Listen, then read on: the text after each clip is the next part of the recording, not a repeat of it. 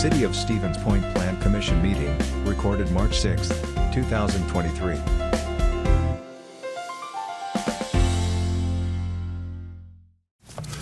All right, we have 6 o'clock. We will call the regular meeting of the City Plan Commission to order. Director Karnowski, could I get a roll call, please? Weeza. Here. Kneebone. Here. Arnson. Here. Cooper's excused. Ilton. Here. Rice. Yep. And Schuler. Here. 6-0. That is a quorum, and we will proceed. We've got a rather lengthy agenda this evening with several public hearings. I'm going to remind everybody just to be cognizant of and respectful of everybody's time and everybody's opinions. I will do my best to try and keep up with all the people that are jumping in at the last minute. First item up for discussion is the report, the minutes and actions of the February 6th meeting of the City Plan Commission. Move approval. Thank you. Do I have a second? Seconded by Pete. Discussion? Hearing none. All those in favor signify by saying aye. Aye. Aye. Any opposed? And that is approved. Item number 2 is a public hearing and action on a request from Susan Schuler for a conditional use permit to renovate an existing detached garage into an accessory dwelling unit on an unaddressed parcel off of 4th Avenue, with the parcel identified in your packet consistent with Chapter 23.01, Sub 14. Let me share another screen here.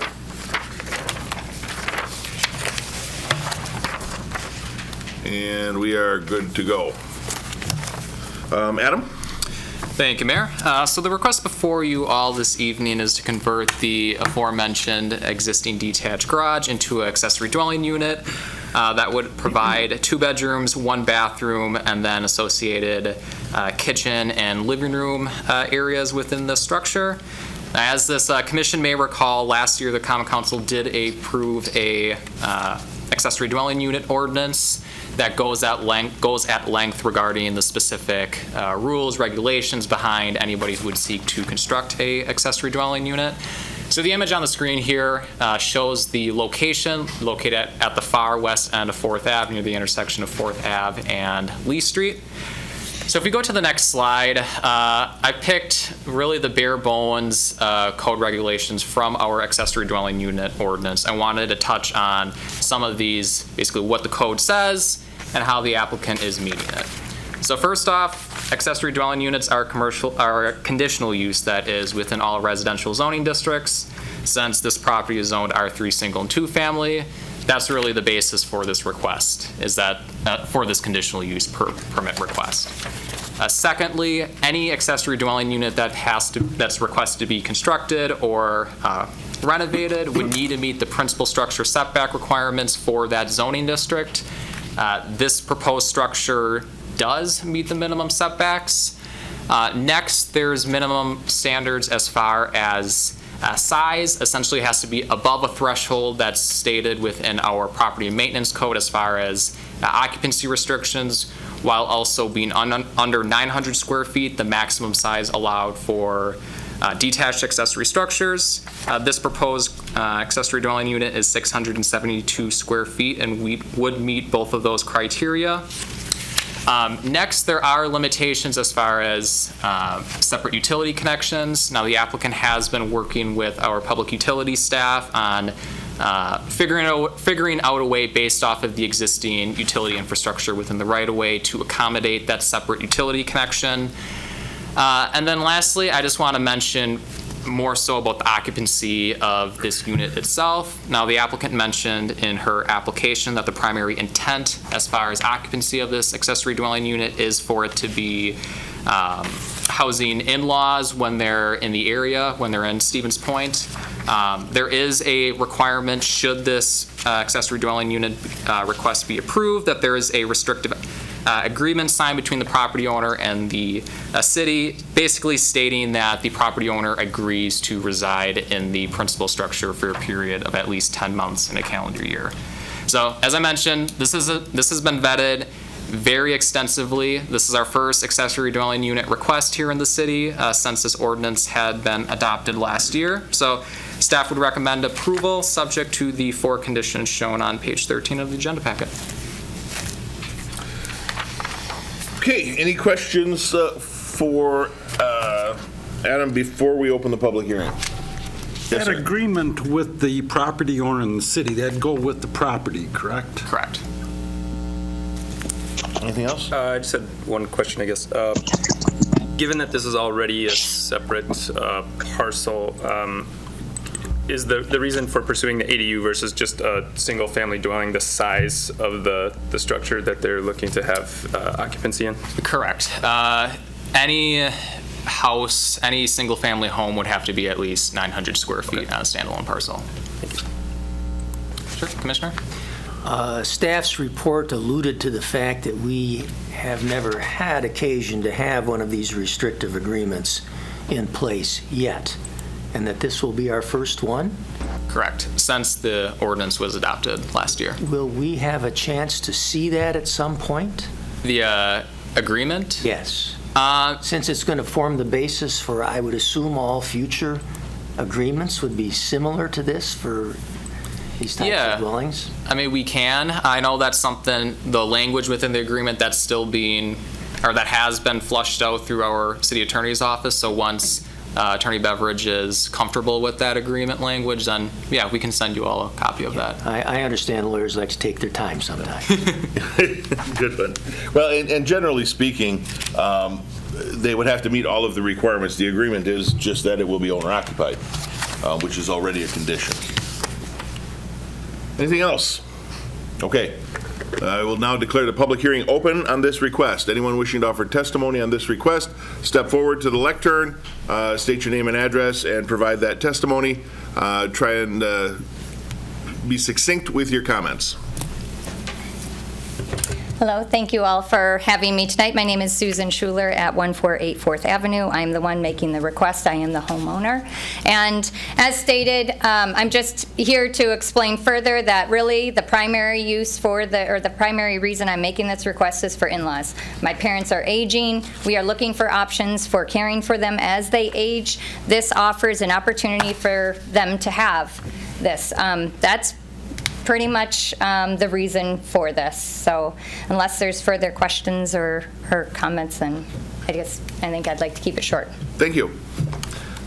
We have one person online. Nancy?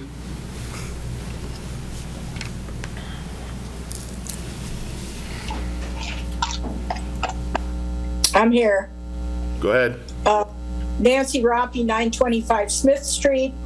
I oppose approval of this conditional use permit.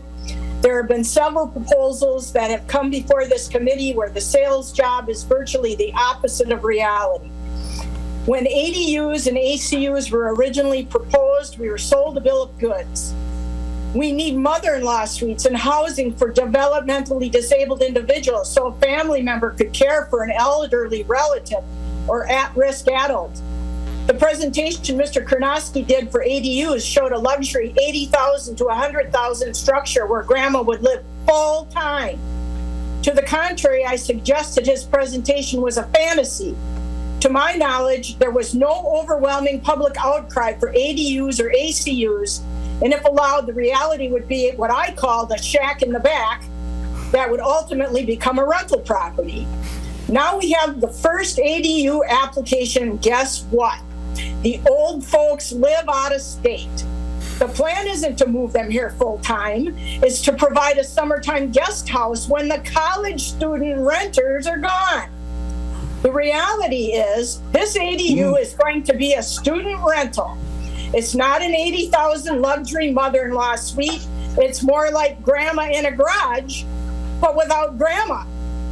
But the mother-in-law suite fantasy is just a means to an end.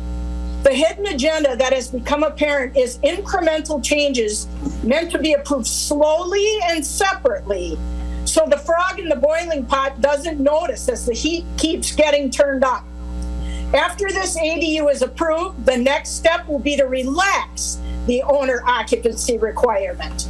Then the change from no more than 2 unrelated to 4 unrelated will be approved. The net result will be landlords taking advantage of the new rules to take dilapidated standalone garages and transform them into additional living spaces. Drive through the neighborhoods chock full of substandard student rental properties, and virtually every one has an unused, run-down, collapsing garage. All a landlord has to do is prop up the sagging beams, throw a rug down on the concrete floor, run an extension cord from the student rental house to the garage, and they're in business. What's really sad about this is truly concerned individuals who care about the unhoused have been duped into believing ADUs are the solution to the problem, and have been convinced to lobby in favor of their approval. The reality is ADUs will not solve the problem. When landlords are finally able to turn backyard garages into income-producing properties, they will not be housing the homeless or felons. This ADU isn't an age-in-place solution for mom and dad. It's a student rental and sometime guest house. And maybe, who knows, it could become an Airbnb. Thank you very much, Nancy. Public hearing is still open. Public hearing remains open.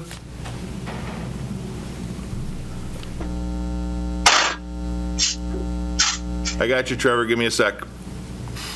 Go ahead. Me or Trevor? You. I'm sorry. Okay. Makira Zarazua, I'm District 4 Alderperson. Susan is in my district. And it's hard to follow up those comments because I know Susan personally, and I feel that somehow attacking a person's integrity has become okay. Susan is a wonderful person in our community. She's very passionate about our community, and the fact that she's using this ordinance that we've created as a path to be able to provide a place for her parents to live eventually does not make her a person that's trying to abuse the system or make her a slumlord. The fact that, as a social worker, I know we have a caregiver shortage, we have housing shortages, and she's working on a proactive way to plan for her parents' future. So the fact that we might have a lot of substandard housing or substandard collapsing garages in our community, we can hope that people would want to invest the money that it would take to convert that to a decent looking property. I just saw Susan's garage. It is not a dilapidated falling down building. It looks nice. She is, the city is her neighbor on 3 sides. It's a wonderful location. It's a huge lot compared to what we're expecting as a minimum. I really don't see any reason that she would not be approved to have this addition to our community. So, thank you. Thank you. Trevor? Hello, can you hear me okay? We can. Cool. Thank you, Mayor Wiesa. So just to piggyback off of Alder Zarazua, this, I think, is a good opportunity for the city as well as residents to get creative with housing. I know the city continues to work on housing goals, with the Housing Task Force coming out with their recent report, as well as a pathway to sustainable Stevens Point and other infill priorities. But this type of flexibility is something, yes, we haven't seen it, but cities around the country are doing it because they're learning from others. They're learning from other countries that smaller housing is okay. It really is. Smaller housing is okay. It's great to retrofit. It's healthier for the community when more people can, build the community, collaborate, etc. So I think this is a good project, and I hope it moves forward. Thank you. Public hearing is still open. Yes, go ahead. Carol Malewski. I have just a small comment. Early on, I was, and I still am in many ways, against the ADUs and CDUs. And one of my primary oppositions was that it would affect the neighbors all the way around, because no longer would your backyard be private. But I think in this situation, it's a perfect situation for an ADU because it's not affecting anybody else's backyard. It's way back in the lot because it's a deep lot, and there's only one house that perhaps might be affected, but it's not 4 or 5 houses around a backyard. So in the sense of this proposition, I think that I'm glad that it's still conditional use, because in other situations, perhaps the conditional use ought to be used. But I think in this one, I think it's fine. They'll have a nice view of the river. Thank you. Public hearing remains open. Public hearing is still open.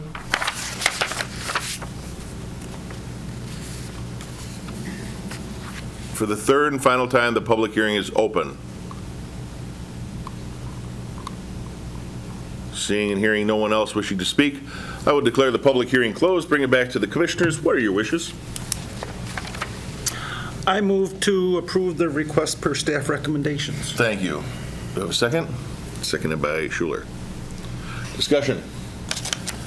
Yes, sir. So, question or comment for city staff. In the standards of review number 4 regarding exterior architectural appeal, talk about some minor kind of updates and improvements. Again, because it is an existing garage, so removing the garage door and trying to match siding. My understanding is that with ADU, whether it's an existing building that's being remodeled to be updated, like in this situation, or if it was a new construction, is that it would have to meet current residential building code. Is that correct? Correct. They would need to meet basically 2023 Universal Dwelling Code, which would be the same code that a new single-family home that would be built today that the applicant would have to meet. Okay. And this is maybe more of also a question for you. In the current process right now, are the applicants kind of made aware? Are we requiring formal plans prior to I guess, this component of the application process, or is that a component that typically would come later in the process? Floor plan is something that would be definitely requested for this body to review. As far as specific building specs, not necessarily. I will say that our building inspection staff has been reviewing this project for the last few weeks now, so they have a keen idea as to, if this project is approved, what specs, what codes, what requirements would have to be met. Okay, thank you. Anything else? Yes, sir. I just have a comment, observation, I think, is that it's not really our part to judge the motive of why these things are being done, I think, correct? And generally speaking, yes. That's not a part of it. I suppose it could be, but both of those arguments were, how bad or how good it could be, but we're supposed to look at it on the face of what's being offered and does it kind of fit what we're talking about? I mean, motives can change over time. And I don't know just how that might be drawn in. Maybe you get the example of this situation that alternate dwelling or building doesn't work, but for the most part, that's what we make our decisions on. Right. Thanks. Anything else? Okay, the motion is to approve with staff recommendations. All in favor signify by saying aye. Aye. Any opposed? And that is approved. Item number 4 is a public hearing and subsequent action on a request from Dave Warganese, representing Growth Hotels LLC, for a conditional use permit to construct a hotel at an unaddressed parcel off John Jonas Drive with the parcel identified in your packet, consistent with Chapter 23.02 Sub 2 Sub C Sub 3 Sub I. Adam. Thank you, Mayor. The request before you is to construct a 4-story hotel, compromising 91 guest rooms and taking up a building area of just shy over 15,000 square feet. So the image on the right-hand side of the screen shows the location of the proposed development. You can see it's in the far southeast corner of the Portage County Business Park, just directly across, or fairly close, that is, to Crossroads Commons to the south in the village of Plover, and East Park Commerce Center farther east.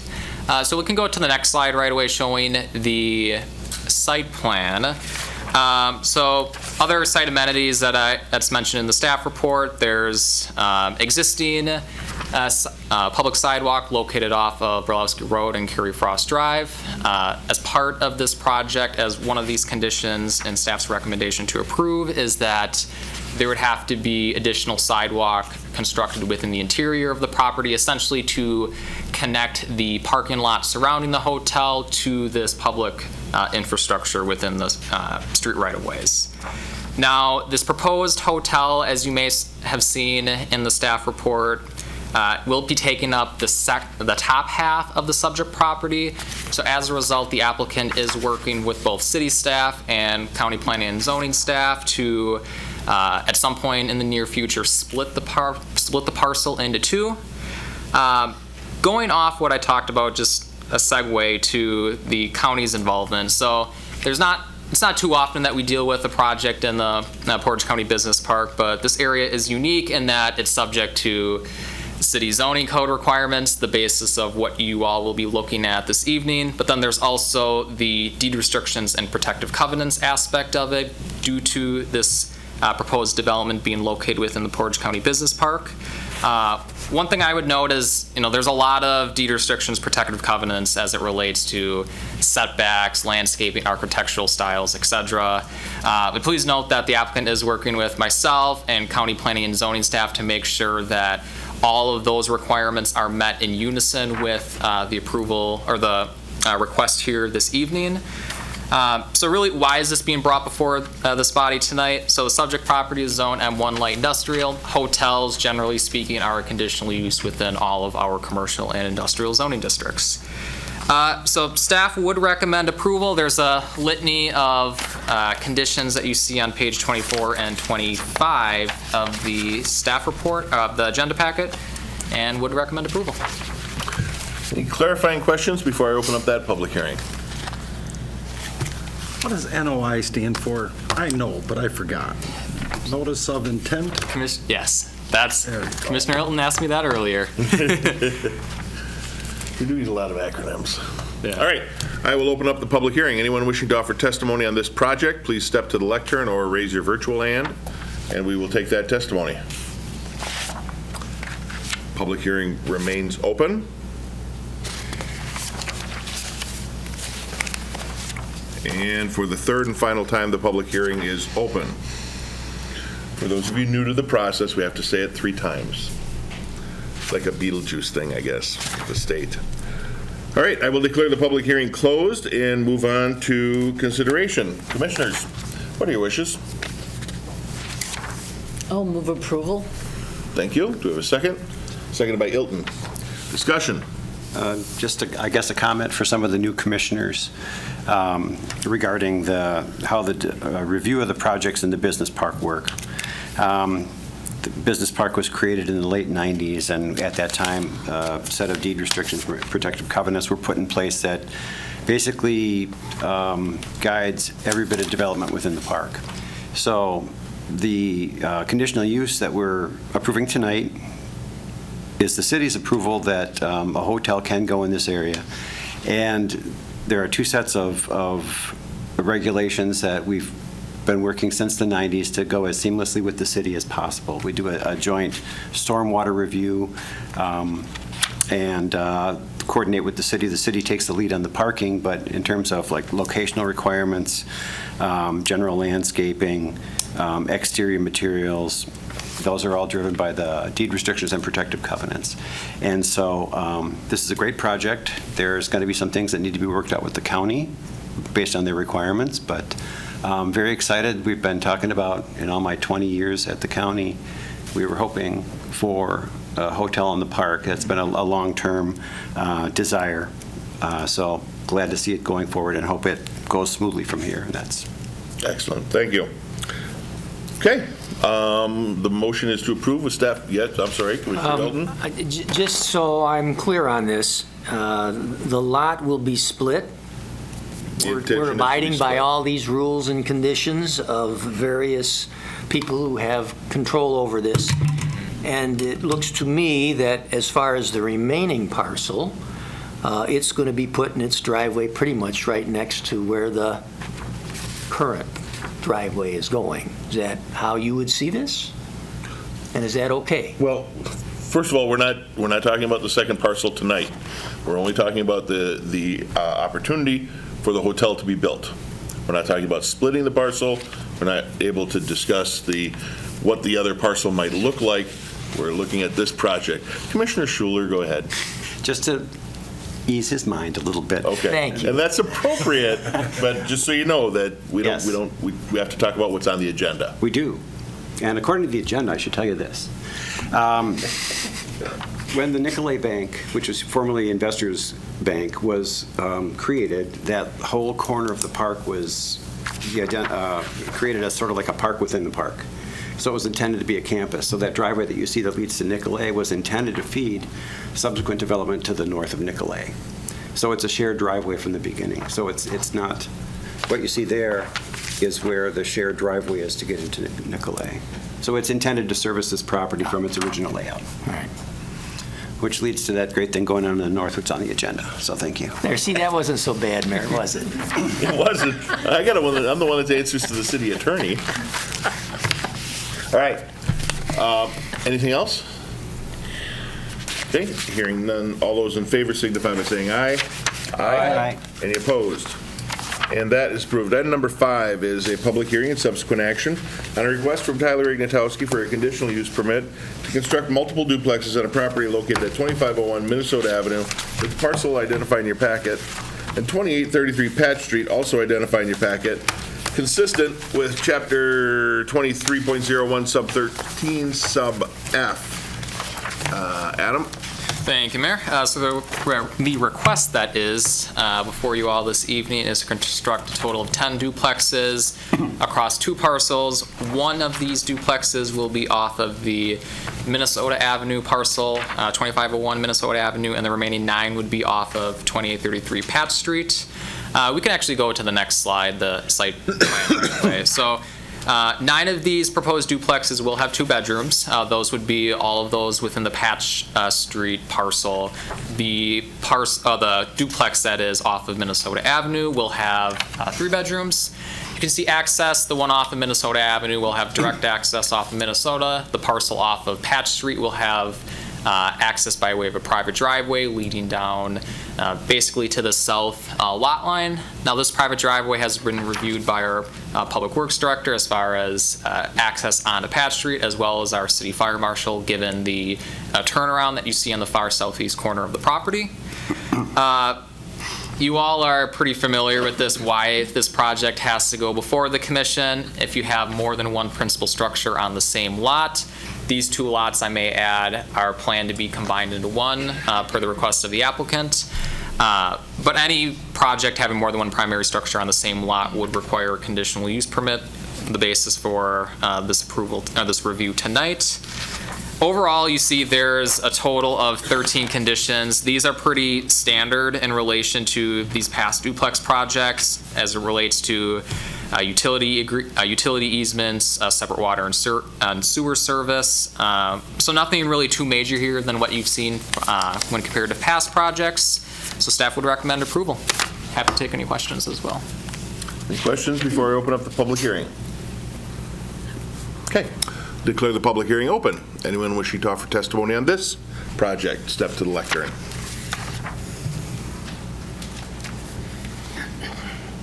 Mary Ann Leszewski, 1209 Wisconsin Street. I'm suspecting, excuse me, that the rear of the duplexes is facing Patch Street in order to give the residents a better view on the south side versus facing the railroad tracks. But as a result, the north side of the lots facing Patch Street will function as the backyard and likely a play, recreational area, and outside storage area.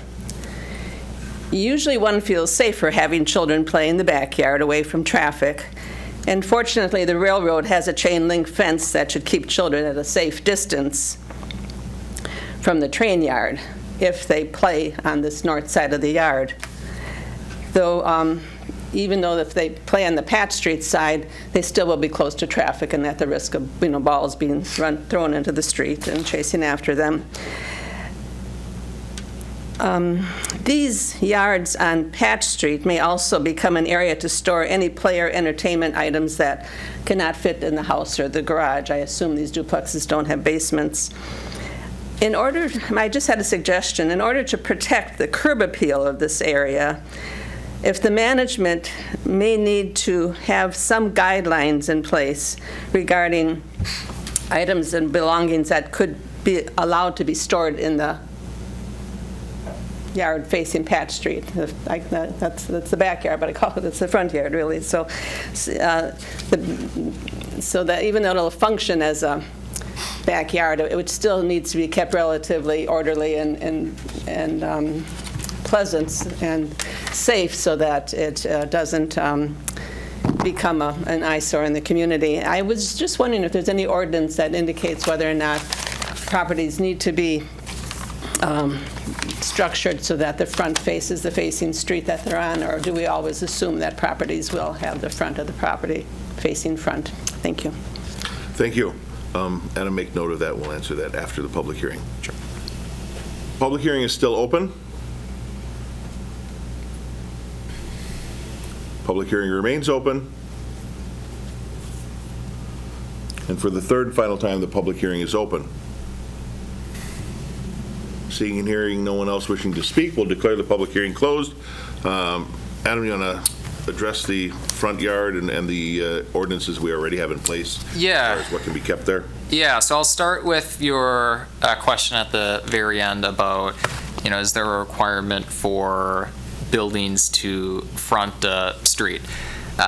Technically, there's not a requirement saying as such, and that is leading to a perfect segue for a couple agenda items down the road. When we were talking about our public hearings regarding addressing, one of the reasons why these two public hearings will take place this evening is because of situations like this where we've been seeing a greater rise of buildings being constructed without it facing really the closest street to them.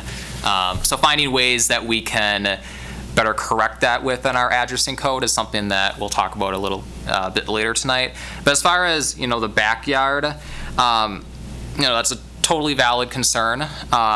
One thing I would note is there are a couple safeguards built into the site plan that you may not necessarily see on the slide previous to what's showing right now.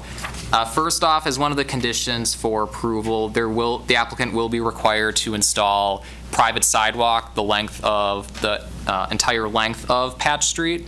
So that's something where naturally having a 5-foot wide sidewalk will add some buffer between that. And then also, as one of the conditions as well, submitting a landscaping plan. I've been working with the applicant as recently as this morning on finalizing that plan. So whatever that final plan may look like, that will in and of itself add some separation as well. So, having basketballs or dodgeballs or whatever possibly lurk close to the street, I think having that sidewalk would be a natural buffer. Okay. Commissioners, what are your wishes? We'll start with Alderperson Kneebone. Since it's in my district, That seems reasonable. I would move approval subject to staff recommendations. Schuler, was that a second? A second for discussion. Thank you. All right. Now we are open for discussion. Mr. Ilton. I noticed that there's a turnaround that's specified as a gravel turnaround. I would envision that turnaround ending up having cars occasionally parked in it unless somebody's pretty aggressive about signing it and enforcing that. And then the other thing I'm curious about is whether it would make more sense just to give that the same surface treatment that we're going to give to the rest of the roads in the little subdivision here, just because otherwise there's just going to be gravel all over the place. Yeah, good comments regarding the use of gravel. So for this use, gravel as a driveway surface is permitted by right. With that said, there are various stipulations as far as having edging around the perimeter. So if you're driving on it, those gravel stones won't creep over past this gravel pad. But one of the tweaks to the site plan that you see in the packet that's listed as one of the conditions is that there is a required 5-foot setback for this gravel surface from the adjoining rear lot line. So that will in and of itself add some degree of separation, but to answer your question directly, no, there's no prohibition of allowing gravel as a surfacing material. More often than not, people choose to use asphalt or concrete, but ultimately it would be the applicant's discretion. Many times too, gravel is it's permeable, and generally people don't salt the gravel, so it's a little bit better for the area around it too. And just clarification, the turnaround is for the sole purpose, why it's in there is for fire trucks. So they're able to go in and back out as needed, or ambulances. And I assume the trash hauling too. Yeah, that as well. Yep. Yeah. Commissioner Schuler. I guess a couple of questions and some thoughts. I see in the staff report that it indicates there's going to be a partial stone facade required toward every street, toward Patch, right? On the actual plan submitted, it says that there's going to be 30-inch high board and batten facing Patch Street on those 4 duplexes. That seemed to be a conflict in my mind. So what is the difference between the 30-inch board and batten and the requirement for the stone? Yeah, I mean, really the stone is more of a, I wouldn't say personal preference, but more so to add some greater architectural qualities for that front-facing walls. So that's really the reason why, from a staff perspective at least, that we were choosing more of that stone facade versus what was included in the original design. Okay, because I know that the design has it on the garage side, right? Correct. And so, does that mean that it will also be required on the... Yeah, so where the site plan says 30-inch board and batten, that should be removed from the plan? Correct. To indicate? Correct. Okay. Yep. Very good. If I can chime in real quick, I just wanted to bring up that I already did get that changed on the plan. The rear will have stone, and the sides of the duplexes facing Chestnut, or not Chestnut, I apologize, that's another project I'm working on Patch Street, will have board and batten in addition to the actual stone that's on the rear. Okay, thank you very much. And again, for those of you who weren't able to distinguish that is the applicant. I very much support more than one unit on the site. I think having this type of a project is really great for this area. But it did seem to be a little packed in to me. The 6 that are considered facing Patch, there's 10 feet, 8 inches between them. And I don't know if that was kind of a standard for multi-structure single site developments for city staff. I know that there's a 14-foot gap between the 3 that run north and south. But then the patios on the 3 that run north and south, their patio ends right at the lot line. And so it just seems tight. I don't have any ideas on that. I didn't know if there was any actual open space requirements that go along. They obviously meet the 8,000 square feet per duplex. Correct. But there's very little, I guess, appreciable green space between. Yeah, so I will state the minimum distance between buildings is 10 feet. Okay. That's within the dwelling code itself. You can technically go closer than 10 feet, but you have to have more specific fire separation on both units that are facing each other. So, the 10 feet 8 inches is acceptable for the building code, and that's why that's included in there. Commissioner Schuler, as you had mentioned, the minimum 8,000 square foot per duplex that is met within this, and so this is practically the application of our zoning code because it is maximizing the entire parcel. Right. And my only concern was there, in addition to the minimum square footage, some idea of open space, but that's been answered, so thank you. And I'll add about the patios. So there's essentially a setback restriction for patios that says that if the height of a patio relative to grade is at or less than 2 feet in height, that can be located within any required setback. If the height exceeds 2 feet, then you would have to meet the setback requirements. So all of these patio spaces that you see are going to be at grade, so they would be allowed within the setback. And hopefully the neighbor doesn't put up a fence right at the lot line. Commissioner Hilton. In staff's analysis, at item 5, their findings, they say this: staff believes that the existing private driveway is constructed in a way that can support both the proposed use. Is there something missing? Nope, probably the word both should be stricken. Okay. Yeah. All right, anything else? Yes, Commissioner Rice. Yeah, I have a number of comments and questions, I guess, for city staff, and curious, obviously, if any of the other commissioners have similar thoughts or input. I guess at first blush, this project looks very similar to a number of others that we've had recently, East Maria, Echo Dells, and Georgia Street in the last couple of years. I guess there are a few things that stand out to me that are different in this scenario. I think with those other projects, it seemed likely to me that residential use was the most likely use kind of well into the near future. Here on Patch Street, the current zoning code shows a number of M1 and M2 zoning along Patch Street with residential behind the immediately adjacent. So I guess I'm curious if city staff sees a specific reason why these parcels have a residential zoning, or if they think that a more, again, either that light industrial or commercial zoning would be appropriate in the future as well. Good question. So you have heavy industrial to the north, which is the railroad. Yep. Historically, we've utilized zoning to step down into residential. So if you start in manufacturing, you'll typically go to multifamily before you hit single family. And so in this specific case, that's essentially what staff had done at the time. The parcel, I believe there was a home on it at one point, but it was zoned R5 several years ago in an attempt to do that step down that we mentioned earlier. And so even within your future land use, you do have residential identified adjacent to the industrial future land use designation. So that is a typical practice that you'll see in communities with older zoning codes like ours. Sure. I guess if I may continue. Mm-hmm.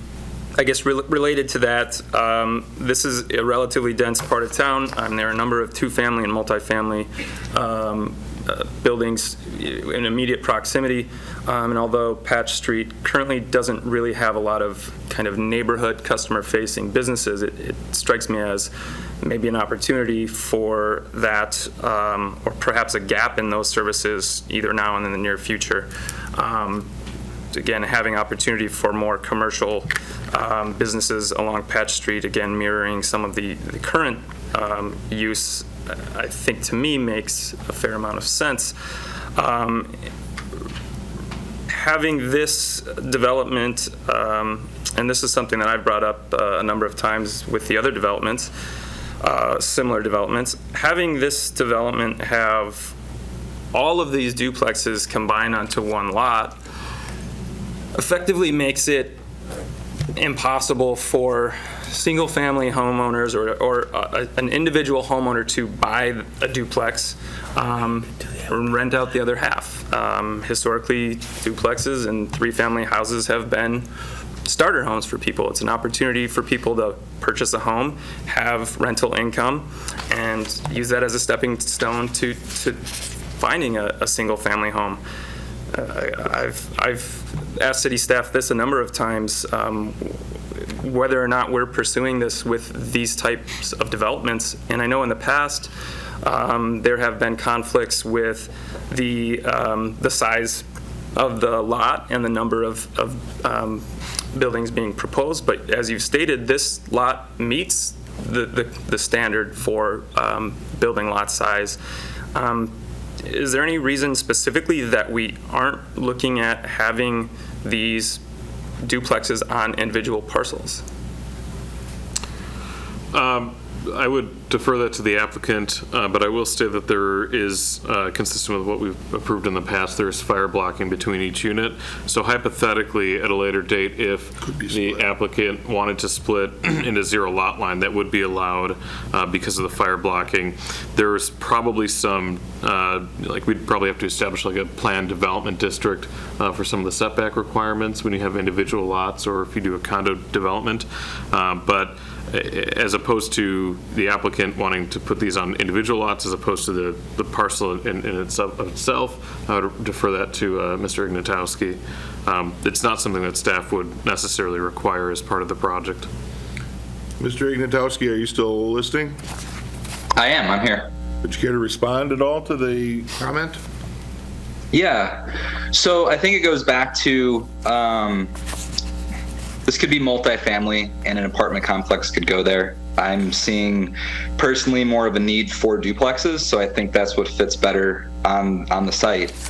I think that it would be a little bit different if you went into a parcel or parcels that was already individually lotted out, where you could essentially have separate driveways for each duplex. And in that scenario, then I think it would make more sense to be able to have single lots and to build it that way. But when you have a lot that is shaped like this is what makes more sense. Okay. You have a motion. We do. A second, correct. Any other questions, Commissioner Rice? Oh, I'm sorry, Pete. I'd just like to follow up with Ryan. So you were saying that at some point in the future, he could parcel off these buildings as individual properties? Anything's possible. You'd have to go probably through the planned development district process, which would come back through this body for review if the applicant were to choose to do that at a future date. And hypothetically, would that something that have to be done all at once? Probably not, but could you do it one after another and over 20 years or so? Is that practical, I guess? We'd probably request that it be done at one time. But again, we could work through the process with the applicant if they wanted to do, 2 or 3 at a time, or even 1 at a time. Okay, thanks. Just curious. Anything else? No, I guess I just want to verify that this will be a single-owner rental community, this development, correct? Effectively, yes. All right. All right. Anything else? Hearing and seeing none. All those in favor signify by saying aye. Aye. Any opposed? Nay. And that is approved. Make note of that. Yes. All right. The next 1, 2, 3, 4 public hearings are from the city of Stevens Point. So barring any... Nope, we got one more from St. Paul Lutheran. Oh, missed it. Yep, sorry. After that, we'll deal with it. Item number 6, public hearing and action on a request from Butch Weegee, representing St. Paul Lutheran Church, for a conditional use permit to construct an addition onto the parochial school located at 1919 Wyatt Avenue, with the parcel identified in your packet. 1901 Wyatt Avenue, same parcel identification, using modified street setback requirements consistent with the Chapter 23.02 and the subs outlined in the agenda. Adam? Thank you, Mayor. So the request before you all is to construct addition just shy over 2,700 square feet onto the north side of St. Paul's Lutheran Church and School.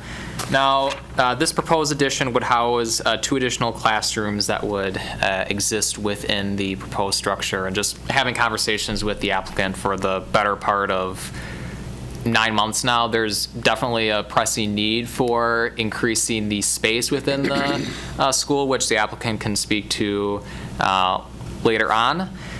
The request before this commission tonight is really twofold. The first is the actual use itself, expanding on to a public or private school would require a conditional use permit upon itself. The second reason for this request is more so the development standards. So for any schools, churches, institutional uses similar to those. There are setback exceptions allowed within our zoning code that says you can ask for a lesser street setback for one side to a setback not less than 10 feet. So what the applicant is proposing along the east or the west lot line, just to the west of the school, is to have approximately 10 feet of setback. So more so mirroring the west elevation of the building that's currently exists, St. Paul's. So the image you see on your screen is the mock-up of the classroom addition, as well as two renderings showing just the look and feel of what this addition will look like, pretty akin to the existing architectural styles, architectural feel of St. Paul's. So like I said, staff, between myself, building inspection staff, folks from the fire department, we've been working with St. Paul's for 9 months or so now. We're at a pretty comfortable space regarding this project and would recommend approval. Thank you. Before I open the public hearing, any questions for staff? All right, public hearing is now open.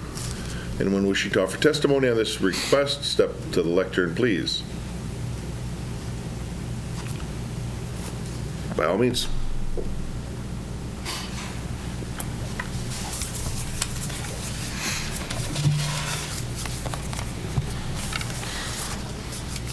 I'm Butch Wiggy from St. Paul's. I guess I was the guy closest to the pen when the application was pushed across the table, so my name is on there.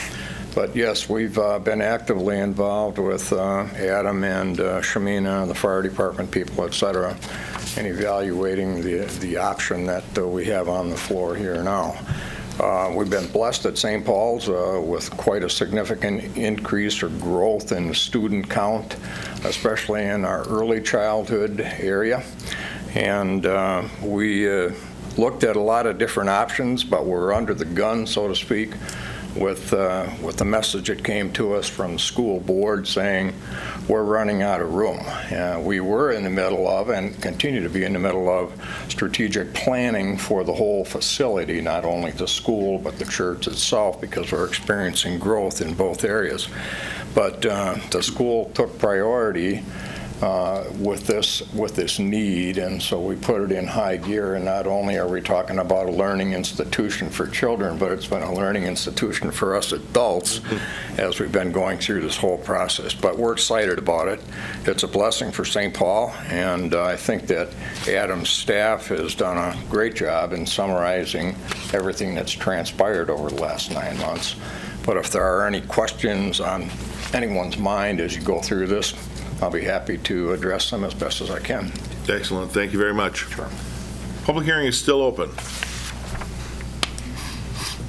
Public hearing remains open. And for the third and final time, the public hearing is open. Okay, hearing no one wishing to speak further, I declare the public hearing closed. Bring it back to the commission.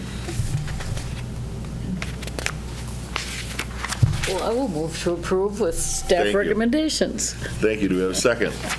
Yeah, I'll second. Seconded by Pete. Discussion? Yes, sir. I'm going to recuse myself from the vote since I'm a member of the congregation. I have a question, though, Adam, relative to the driveway. It makes perfect sense that the driveway off of Wyatt be abandoned at this point, since it would be a driveway to nowhere. However, it is plausible to assume that at some point the development plan for the facility might envision the removal of the structure that we're just looking at today, and perhaps the restoration of that corridor for traffic. Do you envision that there would be any problem in reopening that driveway access?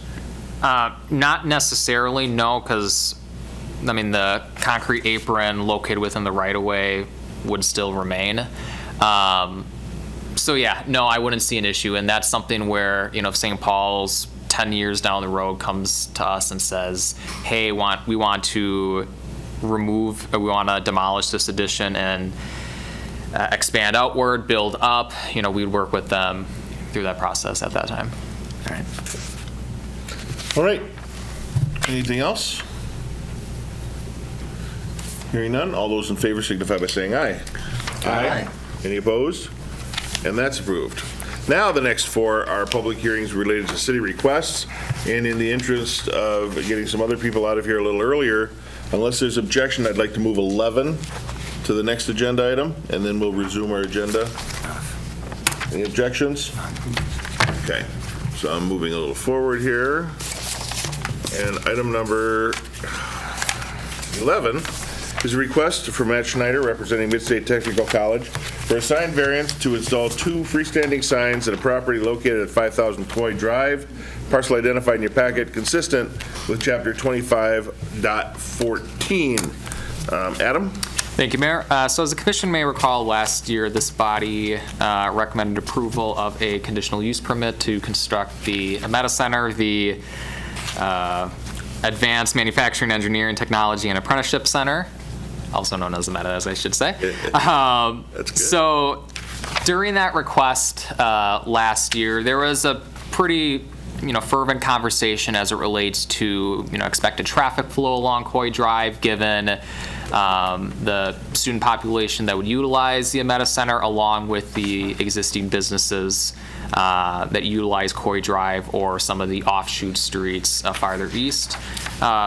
The applicants, when they were here, they took that into account as far as trying to better ease any potential traffic concerns that folks may have. So as a result, they are proposing to install 2 freestanding signs. Now I'll start by saying that under a application of our sign code, any property is allowed to have 1 freestanding sign per street frontage. This property, while it's significantly large, has a significant amount of street frontage, only abuts 1 street, Coy Drive. So the first freestanding sign is a monument sign located along the southeast corner of the property. Image on the screen here shows the approved site plan and then the location of the proposed freestanding sign. That would be 175 square feet and would stand at 9 feet 4 inches in height. The second freestanding sign would be farther in towards the property. Now, really the difference between these 2 signs, the first sign closer to the street is intended more so to direct folks to the site itself. Again, given, especially during the specific time of day, if there's shift change, for example, having better means to identify where are the entrance locations into the site is something that was of importance for the applicant. And then for the second smaller freestanding sign, you can see in the site plan there's lots of entrances into the building, and just given the climate that we're in as far as safety for schools, other academic facilities, better identifying where is the designated public entrance into the building is something that was important for the applicant.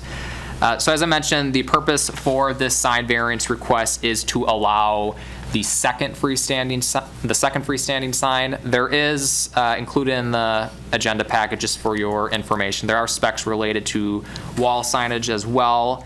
That is something that would meet sign code requirements and would not be the basis for this sign variance request. So there's a fair number of folks from Midstate here that can answer any questions, but otherwise staff would recommend approval. Are there any questions? If not, I would accept the motion. So moved. Thank you. We have a motion to approve with staff conditions. Is there a second? Seconded by Schuler. Discussion. Hearing and seeing none, all those in favor signify by saying aye. Aye. Any opposed? And that's approved. Thank you. Really looking forward to that one. All right, now we're going to go back up to item number 7. And that is a public hearing and action on a request from the City of Stevens Point to amend Chapter 25 of the sign ordinance of the revised municipal code. Said request amends Section 23.05 and 23.06 for the purpose of defining athletic field signage and outlining permitting requirements for such signs. It's a lot of words. And it is. So, as this commission may recall, there's been a fair number of sign variance requests that's been brought before you in relation to wall signage for athletic fields. And I think this was actually a comment Commissioner Schuler mentioned last month, is anytime that there's a sign variance request, to have more of a point of reflection to say, is it better off doing the sign variance route or to look at possibly changing the code?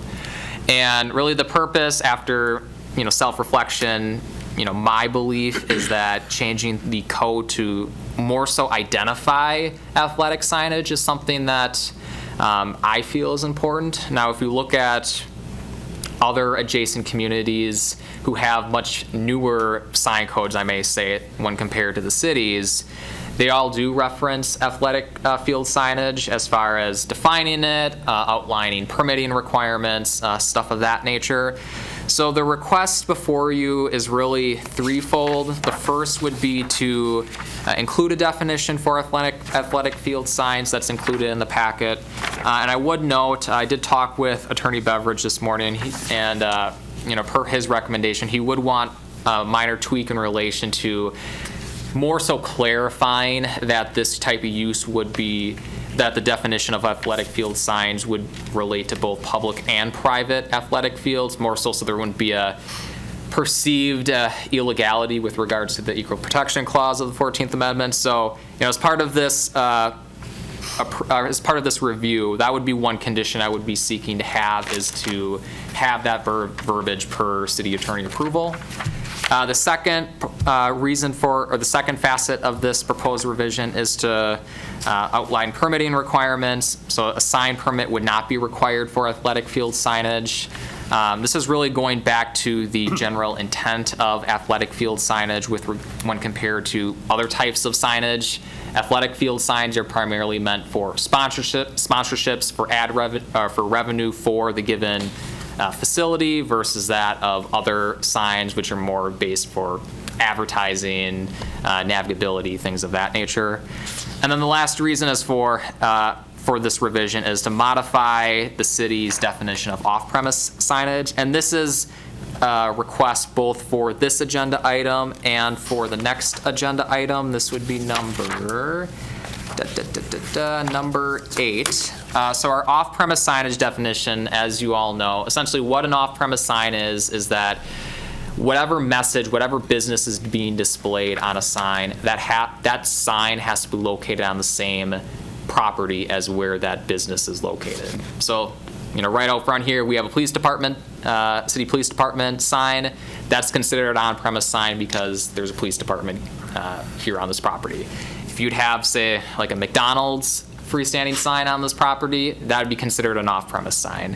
What if we had a police sign at a McDonald's? Off-premise. Still off-premise. Still off-premise. Just checking. But off-premise signage is unique in that it's governed by both our sign code and our zoning code. Sign code in relation to height, setbacks, things of that nature. For our zoning code, it would relate to items such as proximity to the business, size, stuff of that nature. So the purpose for this request is to make it note both in our sign code and in our zoning code that athletic field signage would be exempt from this off-premise sign definition. Again, given the intent of sponsorship signs for an athletic field relative to other types of uses. That's all for me. I'd be happy to take any questions or comments folks may have. Any clarifying questions before I open the public hearing? Yeah, just to be clear, and I think it says it, but this is just for athletic fields, except including both public and private. Correct. Athletic fields, like ice rinks too? Is this all types of sporting venues? Yeah, it would be, baseball fields would be the primarily, but football fields, hockey rinks, yeah. Okay, yep, good. Soccer, highlight, racquetball, pickleball, rugby. No, pickleball. Get a lot of exposure there. Commissioner Rice? How does like a sponsored scoreboard or something like that tie into this or other signage codes? So, good question. So, if somebody would want to put up a sponsorship sign, technically that would count towards the wall sign size limitations for that property. This request would exempt that from counting towards a wall sign restriction. Okay. So that also, like again, a scoreboard would be exempt from kind of the traditional sign. Correct. With this. Okay, thank you. Alderman Nebo, did you have something earlier? Well, I'm thinking of the signs that you generally see along an outfield fence at a softball field or a baseball field or around the boards at a hockey arena or up around. So, yeah, just wanted to clarify that. But that's what I figured. We'll go to Commissioner Schuler and then Commissioner Hilton. I just wanted to make sure that you weren't talking about just the small sign for the sponsorship, and you weren't talking about the entire scoreboard. Were you talking about the entire scoreboard and the approval process for that? Not specifically. Good. Then I heard wrong. Good. Commissioner Hilton. Moving on. In 25.03, the definitions that you propose, Sure. there's a sentence in here that says advertising associated with these signs is to be incidental to the sign, not a primary function thereof. Do we need that sentence in, or do we want that sentence in? So question of, do you want that? I guess I'll defer to you all as a commission. This is something that I consulted, again, with our city attorney on, and at least the perspective that I have specific to that sentence is that it would tie into exempting permitting requirements for that sign. That if you look at our sign code, signs that are considered incidental signs do not require a sign permit, so this would kind of piggyback off of that requirement, or that code provision. We wouldn't require a sign permit, essentially, if that's included as part of it.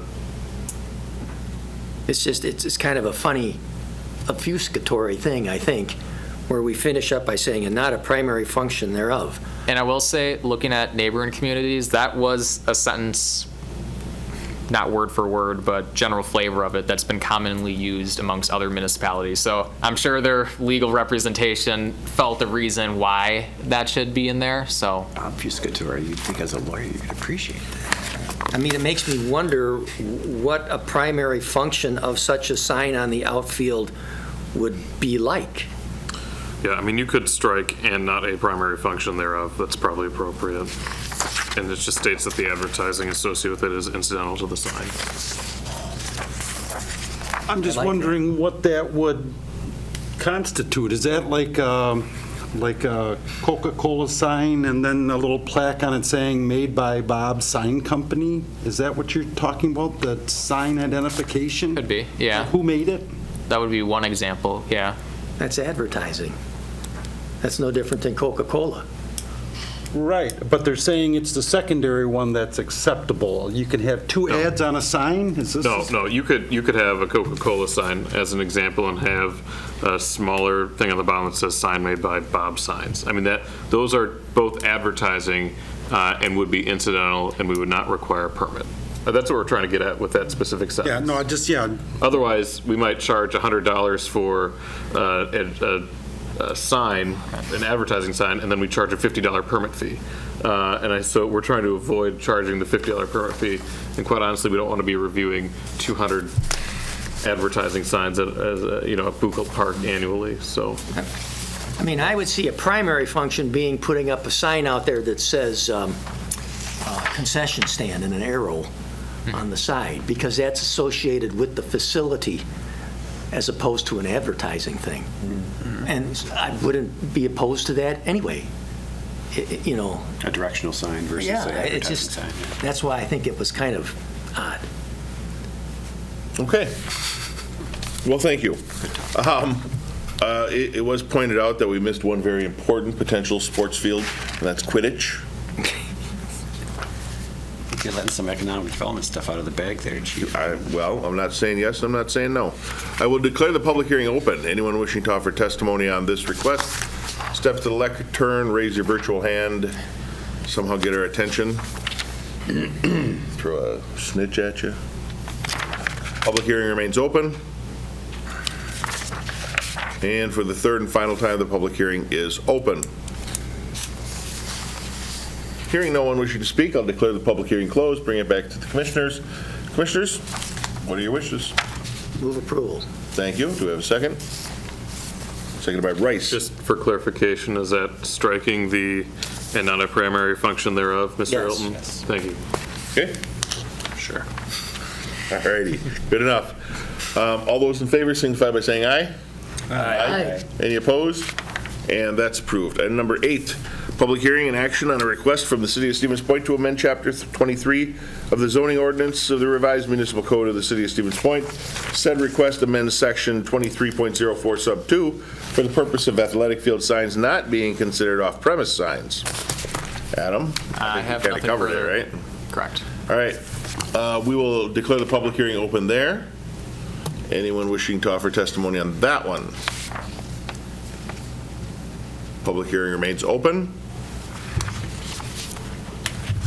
And for the third and final time, the public hearing is open. Hearing and seeing no one wishing to speak, Commissioners, I'll declare the public hearing closed. Commissioners, thoughts, comments, or a motion? Move approval. Second. Okay, moved by Rice, seconded by Yes. Hilton. Discussion? Hearing none, all those in favor signify by saying aye. Aye. Any opposed? And that is approved. Item number 9 is a public hearing and action on a request from the City of Stevens Point to amend Chapter 23 of the revised municipal code for the City of Stevens Point. Said request amends Section 23.01 Sub 12 for the purpose of establishing a uniform addressing system for buildings located in the City of Stevens Point. No, we are not giving everyone a new address. We're just designating the zoning administrator to handle that. But Adam, I will let you tell everybody what their new address is. Yeah, so let's talk about some really fun, riveting stuff now. Someone called me and says, are we going to have to change our addresses? I'm No. like, oh, no. Maybe we didn't word it the way we could have, I suppose. Yeah, so I'll start by saying that the brunt of this code provision, it's nothing new. It's merely just transferring over verbiage that's stated within our building code, Chapter 30, into our zoning code, Chapter 23. But really the purpose for this request, now this has been a kind of a long-standing conversation between myself, our building inspection staff, and the city fire marshal as to better addressing the addressing of buildings here in the city, especially in light of recent developments, these larger lot developments providing more than one building, like the duplex project that this commission just reviewed. And as I mentioned a few minutes ago, under a literal application of our addressing code, how an address is assigned is based off of how the building fronts. Naturally, there are certain situations where that is generally not preferred from a public safety standpoint, from a navigability standpoint. So really the brunt of this proposed revisions is to, as I mentioned, relocate verbiage from the building code to the zoning code. Number 2, basically stating as what is current practice that planning staff would be the one who formally assigns addresses to new buildings, new tenant spaces, new sites, etc. One of the things that's been talked about, especially for these larger lot projects, is that, case in point, this duplex project, if you look at some of those duplexes on the far south end of that property, you won't be able to necessarily see the building from the street. So one of the topics of conversation that we had is, are there ways that from a public safety standpoint can we have a sign located at the entrance to that private driveway along the street to identify all the addresses for the buildings on the site? Because as you all know, it's a matter of seconds in relation to police, fire, EMS staff responding to an incident. So any means of which we can improve response times, of course, we're all game for that. So part of this proposed revision is to include language saying that upon the discretion of the city's fire marshal, using International Fire Code language, that they would have the ability to require a freestanding sign subject to signage regulations within our sign code. And then the last facet of this ordinance amendment is to really hone in on the enforcement provisions. Now, unfortunately, there's been a number of situations where a property owner assign themselves their own address without going through the process of city staff assigning them an address, which, as you all know, we don't want our fire department staff our first responders to go to a site if there's an emergency and realize on a building, hey, there's a different address on that building than what was called in. Trying to better codify the enforcement provisions is really the last facet of this request. So there is other language in relation to the sign code, which we'll talk about with respect to addressing in the next agenda item, but that's kind of the bare bones brunt of these proposed amendments. I'd be happy to take any questions y'all may have. Any clarifying questions before I open it up? Yes, sir. I'm looking at page 91 of the materials, and I'm looking specifically at section 23.01, sub 12, sub D, which is entitled Even and Odd Numbers. And it says, all houses and buildings on the north and west sides of all streets shall be numbered with even last digit numbers, each commencing with the 100 assigned to the block and ending with the last digits as assigned by the zoning administrator. Clear enough? Mm-hmm. But what happened to the odd numbers? Are we just to assume that the odd numbers are what every other number, or what? That is a good point. We could spell that out in there. Yeah, we could add a sentence. Yeah, including that. Same thing for the odd numbers. The odd numbers would be on the south and east sides of the street. That would be good. So forth and so on. Caution, coffee, maybe not. By default, it would be the other one, but yeah, we'll add that in. Yeah, but why leave that to default? Right. Yeah. Why leave it out? Yep. Absolutely. All right, we'll open up the public hearing on this. Odd or even, if you have comments, step to the lectern. Public hearing remains open. And for the third and final time, the public hearing is open. Seeing and hearing no one else wishing to speak, I will declare that public hearing closed. Bring it back to the commissioners with that amendment. Commissioners, what are your wishes? I move to approve. Thank you. With the addition. Yep. The addition. And seconded by Rice. Discussion there. Yes, sir. I was aware that the county might have forwarded some comments, and I didn't know if they applied to this particular ordinance change that we're voting on. Yeah, they did at the tail end of the day today, and that was actually in relation to, let me see, it was 12B1. Yeah, 2301 12B1 says that the numbering of houses and buildings north of Maria Drive shall begin with 100 north. Obviously, that's not the case for whatever, however long this ordinance has been in our building code. It's stated 100 north when in fact that's not how it's been applied. It's 2nd Street north, not North 2nd Street. So yeah, that would be one change that we would have just for clarification purposes. And were there others?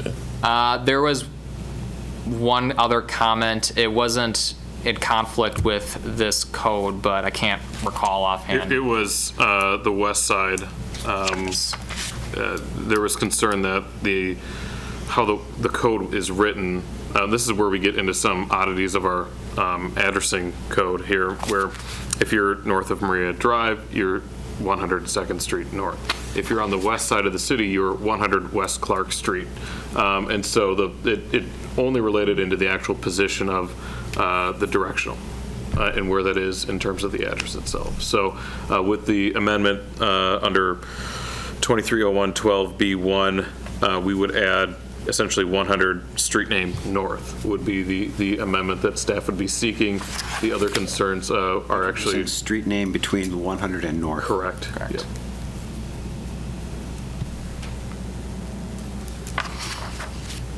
Alrighty. Anything else? Again, with the changes identified, all those in favor signify by saying aye. Aye. Any opposed? and that is approved. Item number 10 is a public hearing on a request, a public hearing and action on a request from the City of Stevens Point to amend Chapter 25, sign ordinance of the revised municipal code of the City of Stevens Point. Said request amends Section 25.03 for the purpose of exempting identification signs from adhering to wall sign size limitations. Adam? Mouthful. So I'll preface by saying at the very beginning that identification signage is akin to an address sign. Addressing sign is just identified as an identification sign within our sign code. So just identification signage and addressing signs are two of the same.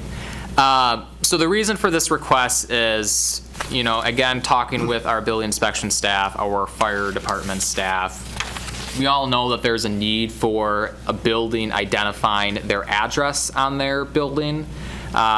Really the issue, so to speak, is that whatever size that is for that building or for that sign, that's counted again towards that wall sign size restriction. And depending on the adjacency of a building to a street, our city fire marshal may require a larger sign.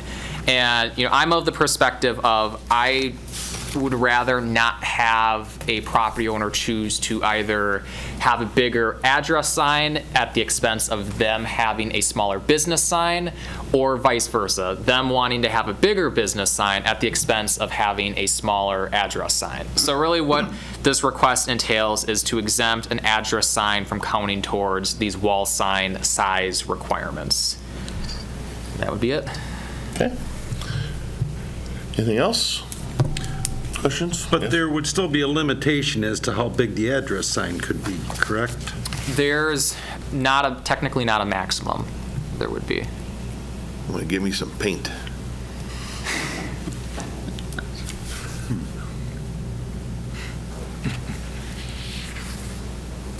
That's something someone wants to consider talking about? Well, but after the public hearing. Okay. Do the public hearing first, but start gathering your thoughts. We'll declare the public hearing open. Anyone wishing to offer testimony on this request, step to the lectern, please. Public hearing is still open. And for the third and final time, the public hearing is open. Seeing and hearing none, bring it back to the commission. Thoughts, comments, or a motion?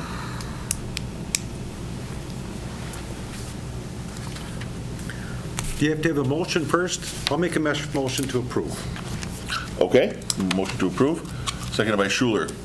Discussion. So, again, clarify for me, so this sign that has the name and address of the building could be as big as they wanted it, Trump Tower type thing all over it, where the business name would have to meet the size restrictions of, the given situation. I think if nothing else, the address sign should have that limitation.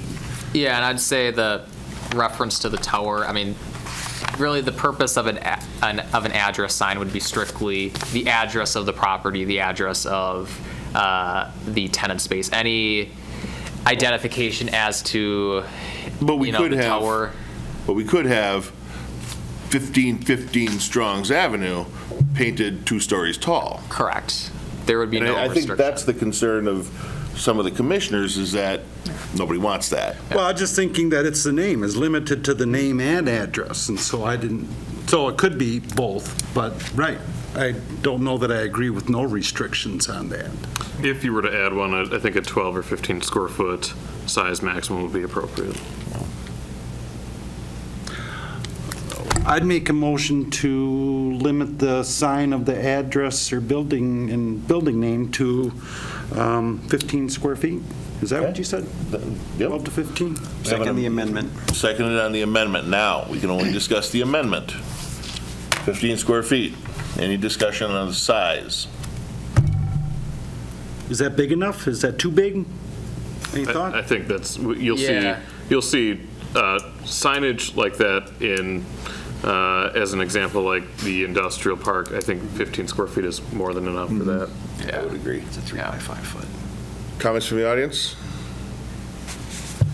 Are building names habitually included as part of addresses anywhere in town?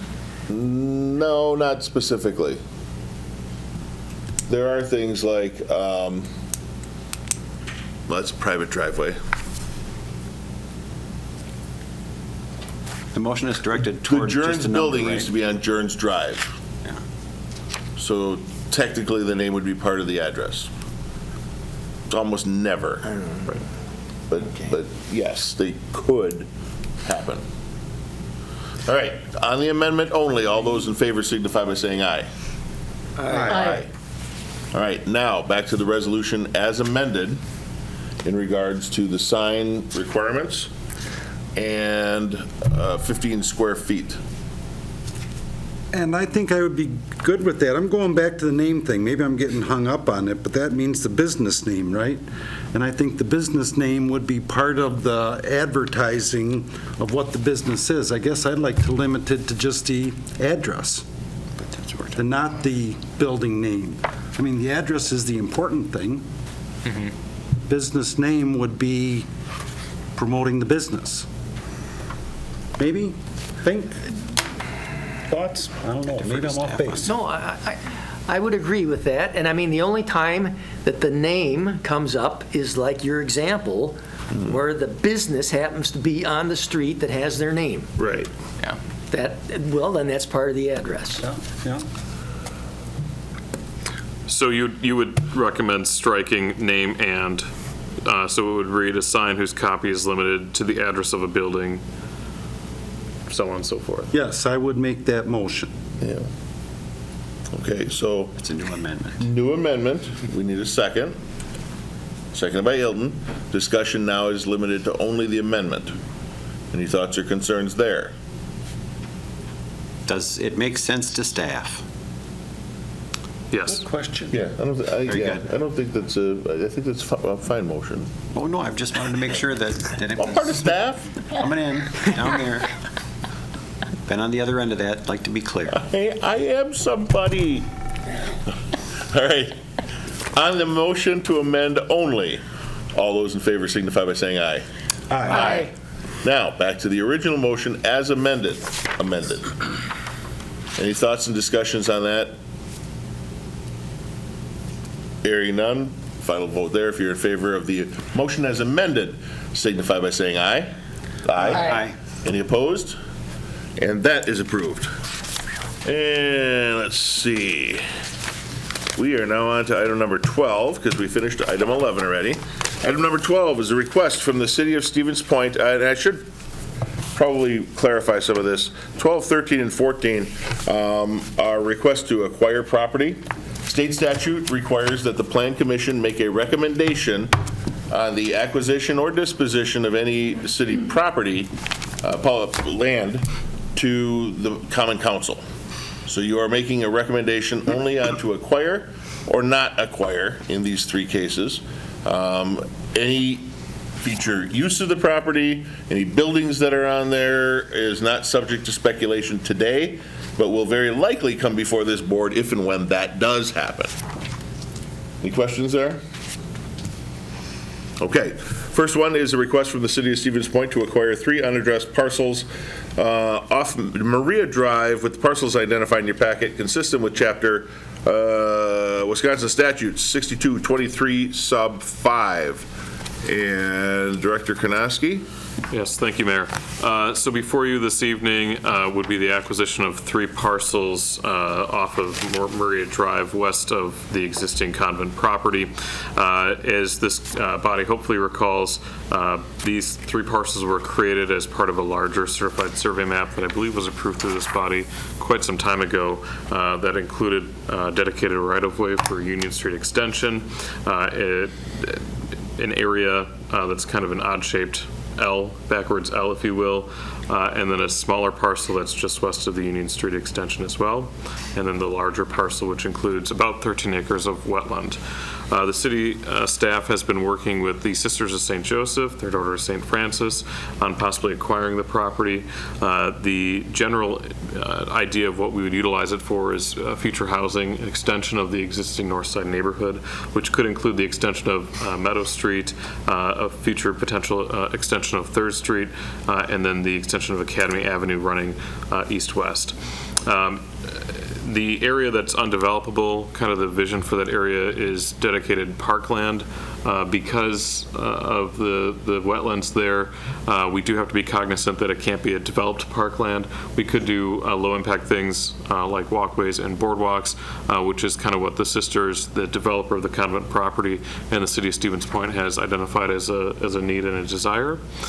So again, as the mayor mentioned, this is really just before you to consider as to whether or not we want to acquire the property. Future planning efforts will be brought before you in future meetings. I know this comes up every once in a while, but it's critical to note that the price tag is not relevant to this discussion for the Plan Commission.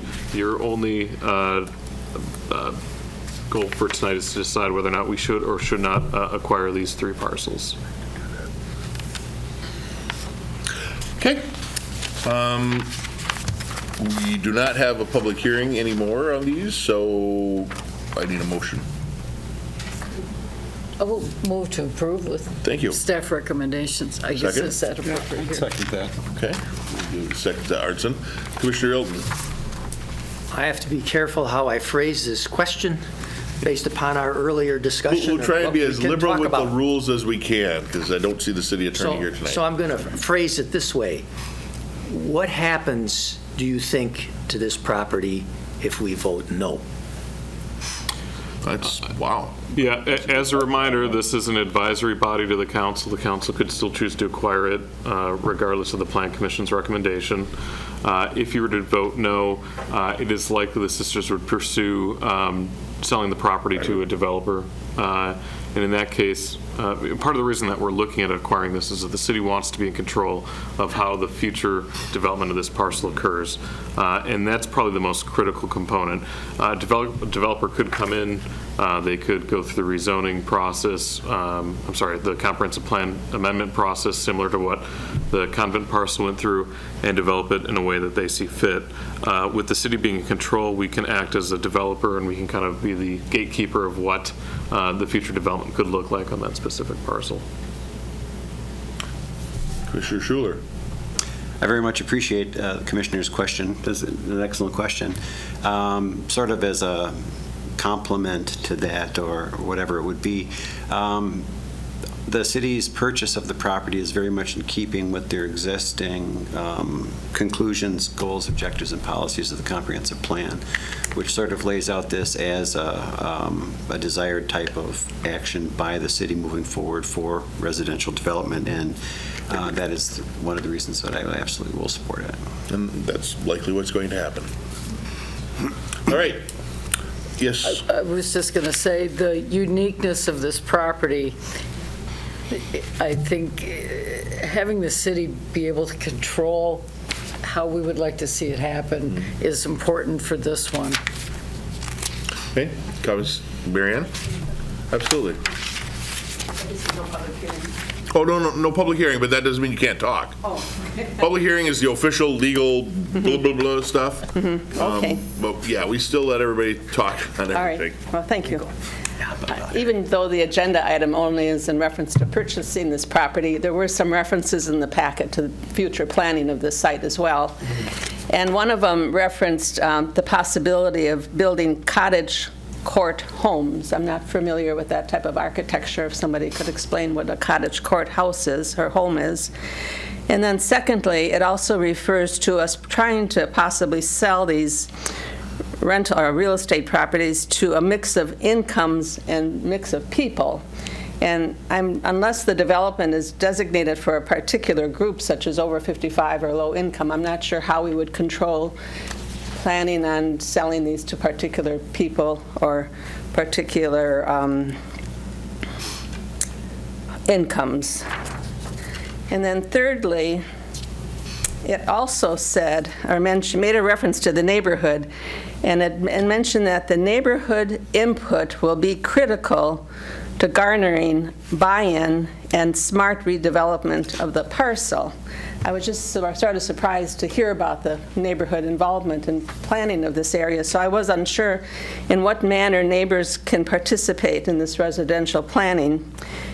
And then lastly, I noticed there were 2 alleys incorporated in some of the design, and I was just surprised to see those there. And I'm assuming one reason would be for enable us to have a greater concentration of properties on the lot, such as the alley on 4th Avenue with 50-foot wide lots. You can have a home and a garage directly behind it and not need a wider lot in order to use up, in order to save space.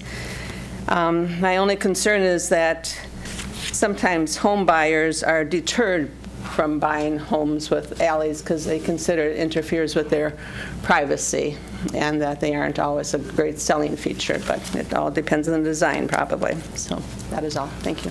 So generally, Marianne, this isn't something that we would discuss here, but I can tell you that the smaller homes are what the vision is right now, and those would only, the only demographics we would use would be income-based or aged. So either low income, more affordable housing, or senior housing, or a combination of the two. And that would come at the later date when we're, that would be our target, right? The biggest target that we're looking at right now is housing affordability. Generally, lower incomes, if we can figure out a way to make smaller homes or more affordable homes, that's going to, incentivize home ownership or even cheaper rents. So one of the things that the city is working with CAP Services on is the establishment of a community land trust. And the community land trust model, and I'm definitely getting off topic here, but I think it's an important thing to bring up. The idea is that the land trust owns the parcel, and that if somebody were to acquire a home, and it is acquisition, it's not rental, they would acquire the home itself and lease the land in which it sits. And so in perpetuity, when that home would be sold to another individual, they'd have to meet specific requirements in order to lease that land. And that was one of the ways that we would identify, that mix of incomes within this area, which the sisters were very supportive of when we were having those conversations. Again, that's kind of outside. Conversations for a different day. Yeah, and so obviously if and when the city would choose to develop this parcel, that's when we'd engage the neighborhood. And that's one of the ways for us to do it. If the city owns it and we want to develop it, we could invite a neighborhood meeting and get neighborhood input for a specific project like that, as opposed to if a developer were to do it, our only regulatory requirements are a public hearing notice, which is, if you're within 200 feet of the subject parcels, when you would get a letter from the office saying that there's a public hearing, and this is the only real interaction that you could have with the Plan Commission. So very good questions, though. All right, Commissioner Schuler and then Commissioner Rice. I was just saying we can probably assume that when the time comes that the city is looking for neighborhood involvement, there would be a description of housing types like cottage courts, like that type of thing, so that the neighbors would understand the type of things being discussed. Yep. Commissioner Rice? Just to confirm that in situations like this, or in the next couple agenda items, if the city becomes or is acting as a developer of a property, they would be subject to kind of all of the same rules and processes that a private developer would be subject to as well, correct? Yep, absolutely. Okay, thank you. All right. Did we get a motion yet? Yes. We did. Okay, so the motion before you is to recommend approval to the Common Council. All those in favor signify by saying aye. Aye. Any opposed? And that is approved. That will be forwarded on to council. Item number 13 is a request from the city of Stevens Point to request a property located at 5498 Gawler Road and an unaddressed parcel bounded by Gawler Road and Regent Street with parcels identified in the packet consistent with state statutes 62.23 sub 5 Director Karnowski. Thank you. This is another acquisition in front of you this evening. As the commission hopefully recalls, we've been in and out of conversations with this area for almost 2 years now. And in fact, the city has acquired a total of 3 parcels in order to facilitate the proposed development that was on the Anderson parcel. Unfortunately, Mr. Anderson has concerns about his ability to move forward with the development of a single-family neighborhood subdivision here, and has approached the city and asked if we were interested in acquiring the parcel. City staff generally recommends approval. This does allow us to go back to the drawing board to get a more dense development that may include a mix of uses, including single, 2, and 3 family as an example. If you look within the memorandum included in the agenda packet, the future land use of this does include residential development. Acquisition here would also allow us to preserve our future growth area north and east of Burlowski Road, between, we'll say, Jordan Road and 66 and Highway 10, essentially. Anything really that's about 240s east of Burlowski is pretty notorious for being a swamp. So anything west of those 2 areas does allow us to grow outward if the time would need, and preserves a future growth corridor as mentioned earlier. So staff does recommend approval as well. Again, it's not about the cost, it's not relevant to this body's discussion, it's about the acquisition for the sole purpose of future planning efforts. Commissioner Hilton. Is this in our well protection area? Yes, it is within Wellhead Protection B. And I would recommend that we get into a motion second before we start discussing. Then I'd move approval. Okay. Do we have a second? I'll second. Seconded by Alderperson Kneebone. Now discussion. So a little bit more on that question, Mr. Ilton. One of the reasons that this has kind of dragged on, if you will, when the developer originally acquired the property, he wanted to do 2-acre lots and have it on private well and septic. The city staff at that time said that we wouldn't allow that type of split because it is within our wellhead protection zone. We want to, within that wellhead protection zone, limit the number of private well and septic systems to not impact the municipal water supply. And so because of that, that's when we started discussing with Mr. Anderson about annexation and have kind of coordinated and worked with him on getting the continuity rule, which is explained in the memorandum itself, to ensure that we could annex this without the town hall objecting. Make sense? Okay. You got a question? Yeah, just kind of to touch on that town hall thing and the boundary agreements that have been discussed. I don't know if it matters, but I think it does to a certain extent. Has there been any negotiations or discussions with the town hall saying, we're looking to annex more of your property? Yeah, so the city's been in and out of boundary agreement discussions with the town of Hull forever. The most recent iteration seems to be at a standstill, and that's not because of land use, the land use component of that boundary agreement. It all comes out of the financial impact of that boundary agreement. So we're currently at an impasse, but I do think that the town and the city are more than willing to sit down again and have those conversations. Okay, but these areas were discussed. Okay. Yeah, no, that's just an ongoing curiosity for me to see how that's developing. Yeah, and the town chairman and I have talked about putting on paper and signing on the dotted line the things that we have kind of already agreed upon, just so there's some progress going forward. I don't want the whole thing to blow up just because we're stuck on a few points. But the acquisition of this is what is in your purview tonight. Council will be looking at this in a couple of weeks, and I believe council is going to be very diligent in looking at all of the details in regards to this. As you know, your city staff works with developers or other groups and tries to negotiate the best deals for the city. That's what we bring forward. Obviously, everybody wants everything for free, or they want us to pay out the nose for everything. But we work those deals out, and that's what we present to the bodies.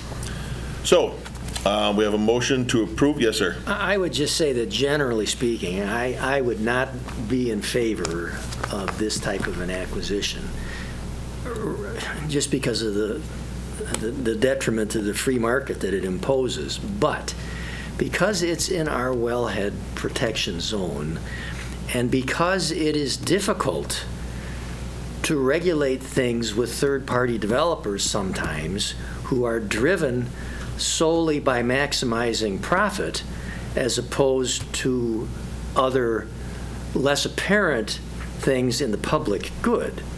This is one of those situations where I'm happy to support this motion. Thank you. All those in favor signify by saying aye. Aye. Any opposed? And that's approved. Item number 14 is a request from the City of Stevens Point to acquire 5 unaddressed parcels off the Burlesky Road, typo there, and Old Highway 18. It says Burlesky Rod. One letter is very important. There might be a rod named Burlesky out there somewhere, but that is what's before you now to acquire those properties identified in your packet, also consistent with Chapter Wisconsin Statutes 6223 sub 5. Thank you. So before this evening is acquisition of the 5 parcels that are just east of Burlesky Road and south of Old Highway 18, currently located within the town of Hull. For the last several years, the Public Works Department, Community Development, and the Fire Department have been looking at potential locations for a new fire station on the city's east side, and then a Public Works facility that's currently located in Buchholz Park.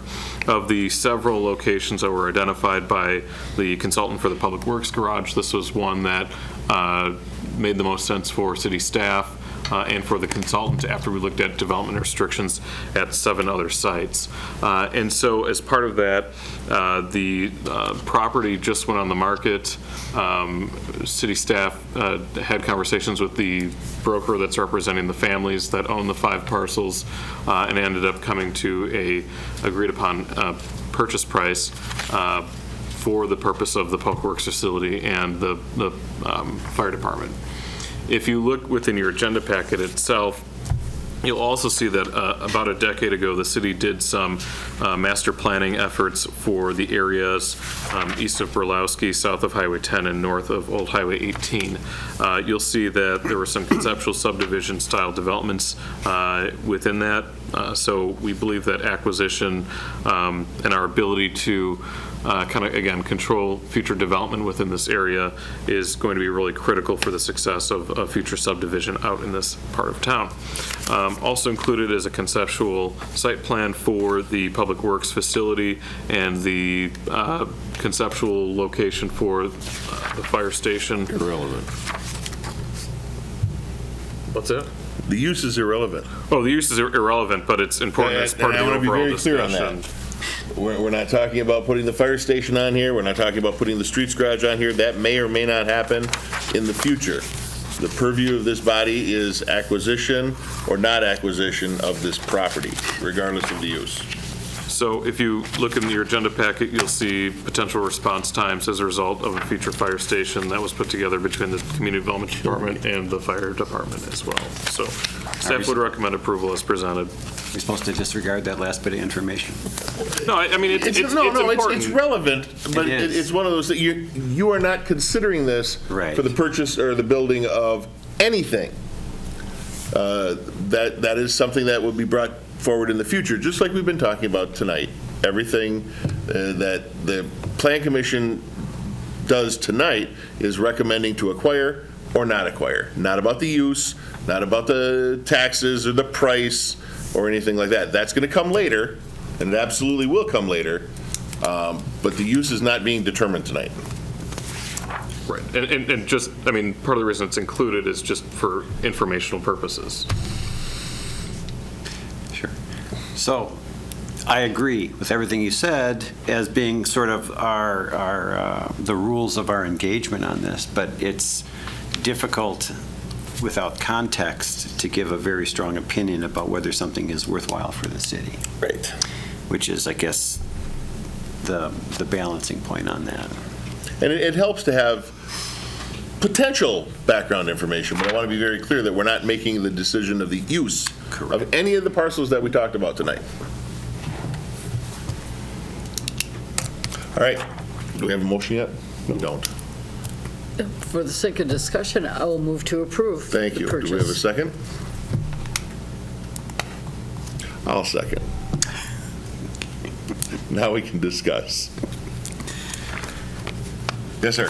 This is a similar situation to the other one, as with the town hall and changing the borders. And this one really, I think, creates even more islands of Hull amidst Stevens Point, and I guess that's kind of inevitable. I don't know that it's entirely bad, but this is, next to a residential area with some suggestions of future residential development. And although it's not a consideration this evening, it's worth pointing out that a big, large garage and emergency response site would be inconvenient to a residential neighborhood. Just a thought. You are correct. Alderperson Kneebone? Speaking for someone who lives just the other side of Highway 10, I would love to see a fire station over there.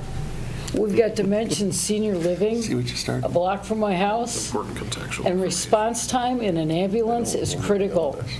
And from my perspective, from a safety point of view, it's a perfect location for a fire station. But that's because I live over there. Well, no, that may be, and since we're not talking about it, I do agree that a fire station over there is appropriate. Exactly. It's very relevant. The context is relevant, but the city attorney would not like us talking about this. Which we're not. I will not use that as a decision-making fact. Commissioner Schuler. I could try to not talk about it this way. We just had a discussion on properties that were acquired in what is considered an expansion area. Regardless of what might go there, it is one of the few avenues that the city can go forward with. Yes. And we find ourselves south of Highway 10 in a similar situation, right? This is an avenue through which the city can develop. Yes. It doesn't have a lot of directions it can go. That's a very good point. Given the master planning that was, I guess, tangentially described a moment ago, would something other than residential be considered disruptive for this piece of land? I guess that's a rhetorical question I have to ask myself as I think about acquiring this. First, is it a reasonable piece of property for residential, given its location with Brulowski and the railroad? And then, but also, is something other than residential going to be disruptive to future possibilities for residential growing to the east? And that's, I guess, my internal discussion that I have to have when I go to think about voting on this. Well put. And Commissioner Rice. I guess, directed towards city staff. Development down this corridor, I feel like has come up maybe a number of times over the last handful of years, occasionally with some opposition from the community or even city council at times. A lot of times, often in the lens of the kind of small towns perspective of, is this, too much kind of sprawl or growth? Can you talk about, I guess, why you feel like this is appropriate right now, and maybe specifically in relationship to other community services and infrastructure that would be necessary for ambiguous development? Sure. There is infrastructure that's appropriately sized on Old Highway 18 for the sole purpose of future expansion east of Brulowski. So I think that's a really important thing to notify or be noticed of. The other thing would be, the Strong Towns argument has been make sure that subdivision development pays for itself, not in the short term, but in the long term. That in 99 years, when we replace utilities and we replace the roads in 50 years, that the property tax revenue that's taken in will help pay for that specific area. Again, if the city is in control, like the Anderson or like the convent development, it gives us the ability, let's say it is residential development, not a public works facility or a fire station. That gives us the ability to design and look at the long-term financial implications that the city takes on with residential development. You could have a higher density single family, you could have a higher density single, 2, 3, 4 family development mixed in with multifamily as well. I do think the days of just seeing strictly single family zoning or single family subdivision development within the city are probably beyond us, because we do look for density. We do look to ensure that our financial interests are met in the future and that our financial obligations are met in the future with future development. So this at least puts us in control of what could happen there if it's not a public works facility or a fire station. Good question. Thank you. Anything else? Comments from the audience? Yes, sir. Carol, you're closer. You can start. This is just a comment on the whole thing. I know that the city on and off, Carol Malewski, 2125 Clark. I know that the city over time has been buying property, but I have not sat in on one of these meetings. And oftentimes you think of common sense. And I can't imagine being one of the people on this commission that has to vote on buying a piece of property when they do not know what it's for. I mean, obviously, as Mr. Yilton mentioned, that it was about the wellhead. That seems like a reasonable thing. And so does extending Union Street to some extent because of that whole development that's going on. But generally speaking, for this parcel particularly, and I don't know about the other parcels that the city has purchased, it seems to me that to put in front of a planning commission only the option of yes or no on a property that they do not know what it's going to be used for, or the price on it, is just mind-boggling. It is not common sense. So, thank you. I agree with you 100%. It's a state regulation, and we've been dealing with this for a very, very long time. Yes. I would love to see the state change that, because they don't give you very clear direction on why you're doing it. But yes, it's been a thing that we've talked about for, decades. Even when I was on council, it's, well, then what's the point, right? But one of the things that Director Kronosky brought up is it gives the city the ability to control growth. It can be developed as the city sees fit, whatever that is. And I think that's significant enough to at least make the decision on this property. Hopefully. Yes, sir.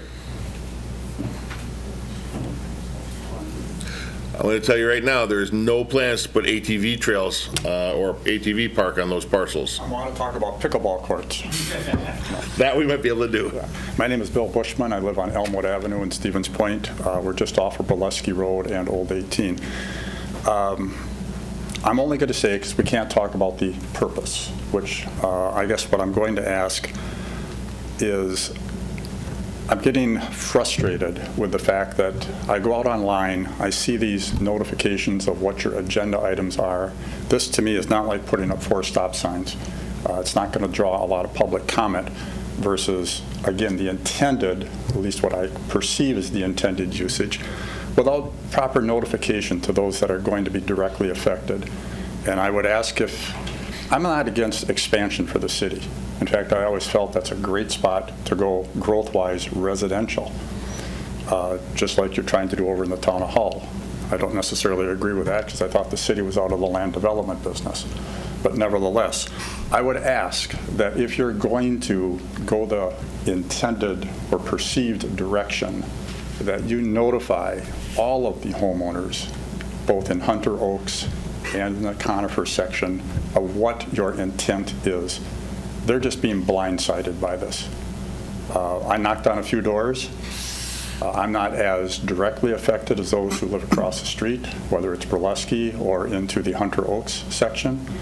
This will devastate, whether you agree or not, it will devastate their housing values, this type of development. I'm guessing you're not going to get a lot of affirmatives out of either one of those subdivisions, more so out of Hunter Oaks because of the added traffic and potential noise. So I'm only asking that this committee, well before you make up your mind what you want to do, you can go ahead and purchase it. I don't have a problem with that. But if your intention, and I truly believe it is your intention to put the garage and the fire department there, that's a point of later discussion, and I think we need to have plenty of time in advance before this comes to either a committee meeting and certainly the council meeting, because it's too important for the people in that area. Well too important. I agree. I'll tell you I'm opposed, but that's for later discussion. So. And we will, once those discussions start, we will make sure that everyone has ample time to put the problem their thoughts in. Most people, there's a lot of seniors out there. Quite frankly, there are. There's a lot of families. I don't think a lot of them go online and look at your agenda items. I happen to because of trying to stay involved in more of the issues that the city is presenting.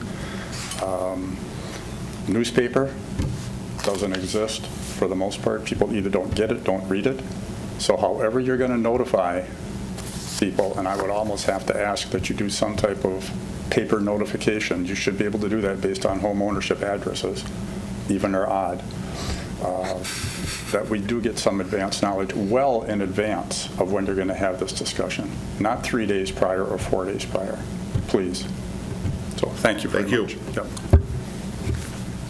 Any other comments? Okay, hearing and seeing none, we have a motion to recommend approval of the acquisition. All those in favor signify by saying aye. Aye. Aye. Any opposed? No. Commissioner Ilden? Yep. Got that? Okay. And that is approved. Let's see, we'll skip right to item number 16 now. Should we? No, I'm kidding. Discussion only on the potential amendment of the zoning code's definition of family. It's listed as discussion only, meaning there won't be action tonight. There were a few people that had questioned whether or not we would take public comment. Absolutely. We just want to be clear that we're not taking action on this item tonight. It's in regards to the definition of family, and I didn't see the PowerPoint. Do you have? No, we don't. It's just the memorandum in the presentation. Okay, so that's all there. Thank you. So, Director? Well, first thing I should note is that we did get an email from Cindy Nabel, and those comments will be added in to the record through the Community Development Office. Thank you. So before you this evening is just a conceptual idea of the definition of family. We've been discussing this for several years, and more recently it's really gained some traction since December when we had the initial public hearing to increase definition from 2 unrelated to 4 unrelated. At that time, the Plan Commission had asked city staff to go back to the drawing board and come up with some nuanced, ways that we could address the definition of family within the zoning code itself. So city staff looked at a number of options, which included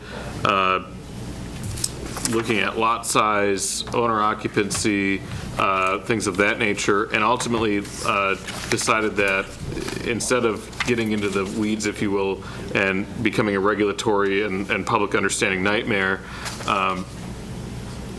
that it would be better off if we were to keep it relatively consistent with what currently exists, which is something that's either across the board or specifically identifies differences between owner-occupied homes or renter-occupied homes. So what you'll see are 2 different options within the memorandum that was included within your packet. The first option is what we refer to as the 3-2 option. That one specifically states that if it's a renter-occupied dwelling, you can have no more than 2 unrelated individuals within that dwelling unit. If it's an owner-occupied dwelling unit, you could have up to 3 unrelated individuals. And then the second option was the 3 across the board option. That pretty much states that, takes very similar language to what exists now, and just states that regardless of renter occupancy or owner occupancy, that you can have up to 3 unrelated individuals residing within a dwelling unit. We also included in both of those options the addition of dependents that was brought up as a desire by this body during the December meeting as well, and then actually changing it from family to household entity, just to be a little bit more inclusive. So staff does recommend the 3 across the board option. We think that addresses the concerns of those within the Housing Task Force and the unsheltered population and the young professional population. We are not opposed to the 2-3 option or the 3-2 option because it does start to incrementally address the existing zoning ordinance of no more than 2 unrelated individuals. So really what we're looking from the Plan Commission this evening is some direction. We would like to put a public hearing notice out, have the public hearing and address this sooner rather than later, but we need some direction from the Plan Commission before we go ahead and do that, just to better understand what your thoughts are as well. So, the way we'll work this is we will start with the Plan Commission, get your thoughts, if any, in regards to this. This will not be the last time you have an opportunity to provide input, but just get an idea of what your thoughts are in regards to the direction of this, and then we will go to the public for their thoughts. Again, there will be no action on this tonight, but rather just taking input so staff can formulate something to bring forward to this body for a decision and a public hearing, potentially even next month. Are there any immediate thoughts from any of the commissioners? Commissioner Rice. Yeah, directed at city staff. How would enforcement of the 3-2 option, or what would enforcement look like? Who would enact such enforcement? How would you regulate that difference? Good question. So typically, we would look at who's the owner of the property. When we get concerns from residents or neighbors, we'll, in this specific instance, we'd look at who owns the property. Mailing address has always been a good indicator whether or not it's owner occupied or not, and kind of base the initial I guess, enforcement action based on that. There are instances where a trust or an LLC owns the property and someone lives in the property that's part of that ownership structure. We would have to work with them and look at things like their LLC documentation to verify that they are part of the ownership group of that, as an example. So that's the most simplistic way that we would try to enforce it. If it was owner-occupied versus renter-occupied. If it's renter-occupied, we've got a pretty good notation within our assessing file which homes are renter-occupied as opposed to owner-occupied. I mean, there's not like a rental registry. No. But so would we effectively rely on tenants or neighbors of rental properties to to make us aware of people who are not following the rules? Yes, that is one of the regulatory enforcement challenges of the 3-2 option. Yeah. Okay. Thank you. One, and as the director said, another one would be, where does your property tax bill go? If it goes to Arizona, you may not be living in the home, that sort of thing. And that's easy enough to find out too. Probably one of the more effective ways to figure it out. Anything else, Commissioner Rice? Not at the moment. We can come back to you. All right. Commissioner Schuler. We, earlier tonight, conceptually approved 3-bedroom duplexes. how does the occupancy of a three-bedroom duplex get understood with the existing language we have now? Because we're creating a situation where there's 3 bedrooms, implying 3 people will live there. Correct. So under the current ordinance, they could have no more than 2 unrelated individuals in each side of the duplex. Even though it's a 3-bedroom, we don't regulate based on number of bedrooms or square footage of bedrooms. That's a whole nother story. We just base purely on the number of related occupants. So I guess I keep coming back to probably a non-helpful part of this. It seems like the most objective, straight-ahead way to regulate occupancy of dwellings is based on square foot allowable by tenant. And we have said that that's very difficult information to maintain or enforce.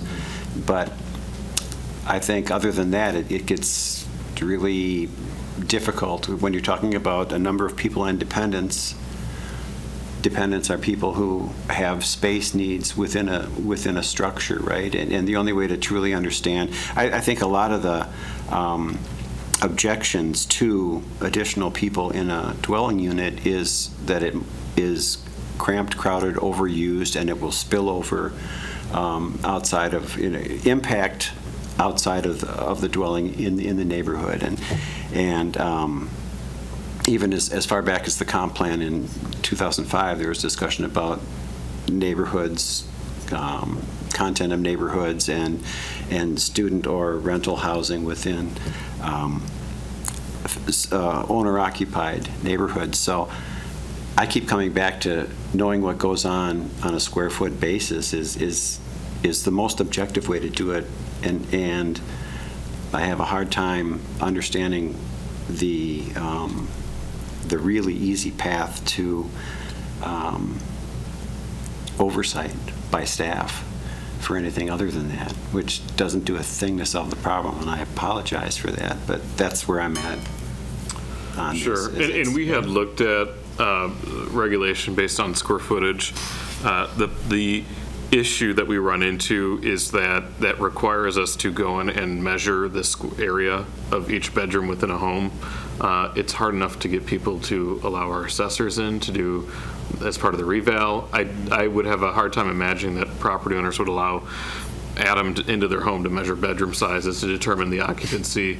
And that was, you're right, that's the most objective way to do it, but the enforcement is almost impossible because we have no idea, especially in some homes that we haven't been in a number of years, what those bedroom sizes are. The UDC, as an example, states that you can have 2 persons in less than 100 square feet per bedroom. And so if you have a boarding house that currently rents to 8, hypothetically, if everything's, under 100 square feet, you could have up to 16 unrelated people living there. And that, I think, goes against kind of the objective of this overall discussion. Well, and I don't think the enforcement aspect of it is any different. Let's say I have 3 bedrooms in my house and we determine that one is 96 square feet. No one can live there, but how do you prove that no one is? How do you enforce the fact that me as a property owner, whether I'm one of the residents or not, I'm not using that 96 square foot room for someone else? You'd have something a lot more specific to go on than not, right? And I think part of it, I'm not advocating for this, but if you look at it sort of as a devil's advocate, there would be some sort of a permitting or licensing to have what would be a commercial dwelling for renting for residency, right? Yeah, I'm just saying. We used to have. I understand boarding this. house The state said no. Yeah, the state took it away from us. But in theory, wisdom. A landlord would have to say, okay, this is the space I have that I'm renting out for people to live in, and document on the honor system the size of the area that they've had. But I guess the state says that you can't do that, so. No, what, 3-4 years ago? Yeah. Something like that was when they. That's very helpful. Maybe even a little longer. 2017, I think. Commissioner Race. Sorry, just some clarification. So my understanding of what you just said, Director, is that the two unrelated individuals rule basically applies to any dwelling. So regardless of its zoning, so like a apartment building in a multifamily zoning that has 3 bedrooms would still be subject to the two unrelated adults rule? That's correct. How do we, or how have we gotten around that with certain developments? I'm thinking the student housing on kind of the old Kmart site, down the North Side Yard. Is that because it's planned unit development and they're able to get around some of those regulations? Yeah, really good question. The reserve student housing, because it was a planned unit development, I believe that was included as part of that specific zoning district. I'll have to double check. I was not here when that approval was done. Yep. North Side Yard does not have any exemptions from definition of family, so they would still meet the no more than 2 unrelated within their apartment units. Correct. Does that seem odd to any of the other commissioners? Okay. Yes. Yeah, I mean, most of the units at like the reserve are 4-bedroom, and so hypothetically, you've got up to 4 unrelated college students living together at the reserve. Well, and the village or whatever it's called now is the same way. Yes. It was designed to have 4 people living. Sure, and obviously we see that with some of the rooming houses as well. The reserve is unique in that it's a new development that we've kind of allowed that. And I guess, like, personally, I don't necessarily have a problem with that. I mean, it's designed for that use. I don't think it causes all that much problem. Less so than people obviously seem to see or claim to see in the more traditional neighborhoods with the kind of the mix of the single family stuff. So again, just clarification. Thank you. Okay. Anything else from the commissioners? Commissioner Arnson. Sorry. I like the change from family to household entity, and I think that means a lot. And I like the idea of household entity perhaps being more than one and allowing 2 household entities in a household as a baseline. You know, that could open things up to this housing issue. You could have a husband and wife renting and sharing it with a single mom with 2 kids. And there you'd have 5 people, but still only 2 household entities. So if I'm reading that correctly, that's what that means, right? Correct. All right. No, I like that. I think that's good. In terms of the 3-2 option, I like the idea of the household entity plus giving the benefit of a homeowner the opportunity to include an additional household entity, which again could be, a husband and wife and 2 kids. So that can all go towards addressing this housing issue with the idea the benefit applied to a homeowner who's living there, alleviating some of the concerns that may be expressed that we've heard similar, about these places going to student housing and landlords buying up houses to convert them to essentially student housing. Worst case scenario is often tossed out there. And so I prefer that to across the board 3 entities. I believe that white paper, the Housing Task Force white paper that I read, wanted to do a baseline of essentially 4 entities, or at least 4 unrelated individuals. I'm less enthused with that. Again, including a household entity as essentially a family unit, a blood unit, some distinct unit, I think adds some cohesiveness to the household, if you will. And it's probably good to define dependent, blood, marriage, adoption, foster, the blood, an elderly parent and all that would still fit in there. And so I was pleased going through this and the background I did and figuring things out. I got an email, well, in fact, it's the one Ray Kell sent, where he was commenting on it. And one of the things I looked at, again, there are concerns of essentially developers, landlords, buying up vacant properties and turning them into undesirable housing situation with a bunch of unrelated people in there. But that, I think, needs to be balanced by the homeless, or what's the term, the underserved population. And I think addressing the one is more important than the concerns associated with the other. And I think this 3-2 option with the household entity definition goes a long ways towards balancing both concerns. So I'd just like to say, good job. Thank you. Alder Nebo. Yeah, I look at this in terms of my situation. I'm on a fixed income. I live in a 3-bedroom, 0-lot line. I could really help pay my property taxes if I could rent out those 2 bedrooms, and there would be 3 unrelated adults living in there. I think that's going to provide an option for some seniors to be able perhaps to stay in their homes longer because they could rent out another room or 2. I talked to a constituent yesterday that's in that situation. There's 2 women of an age renting a house and, have an extra bedroom and wouldn't mind having a little extra income to help offset rising property taxes and inflation, all of that. So I think we're really moving in a good direction here. I like the idea of keeping it owner occupied, and I don't like the idea of going to 4. So I think this is a really good first step. I think we're well on the way to something that's going to allow people in my situation an opportunity perhaps to stay in their homes longer. Thank you. This is all good, constructive input. That's exactly what we're looking for. I think everybody had a chance to speak here, right? Yeah. So we'll move out to the audience now. Those people who are here in person, go ahead and provide those comments again. Try and be as succinct as possible. Be concise and short because of the hour of the night, right? Right. Been there, done that. I'm John Gardner, 2101 Birchwood Avenue, Stevens Point.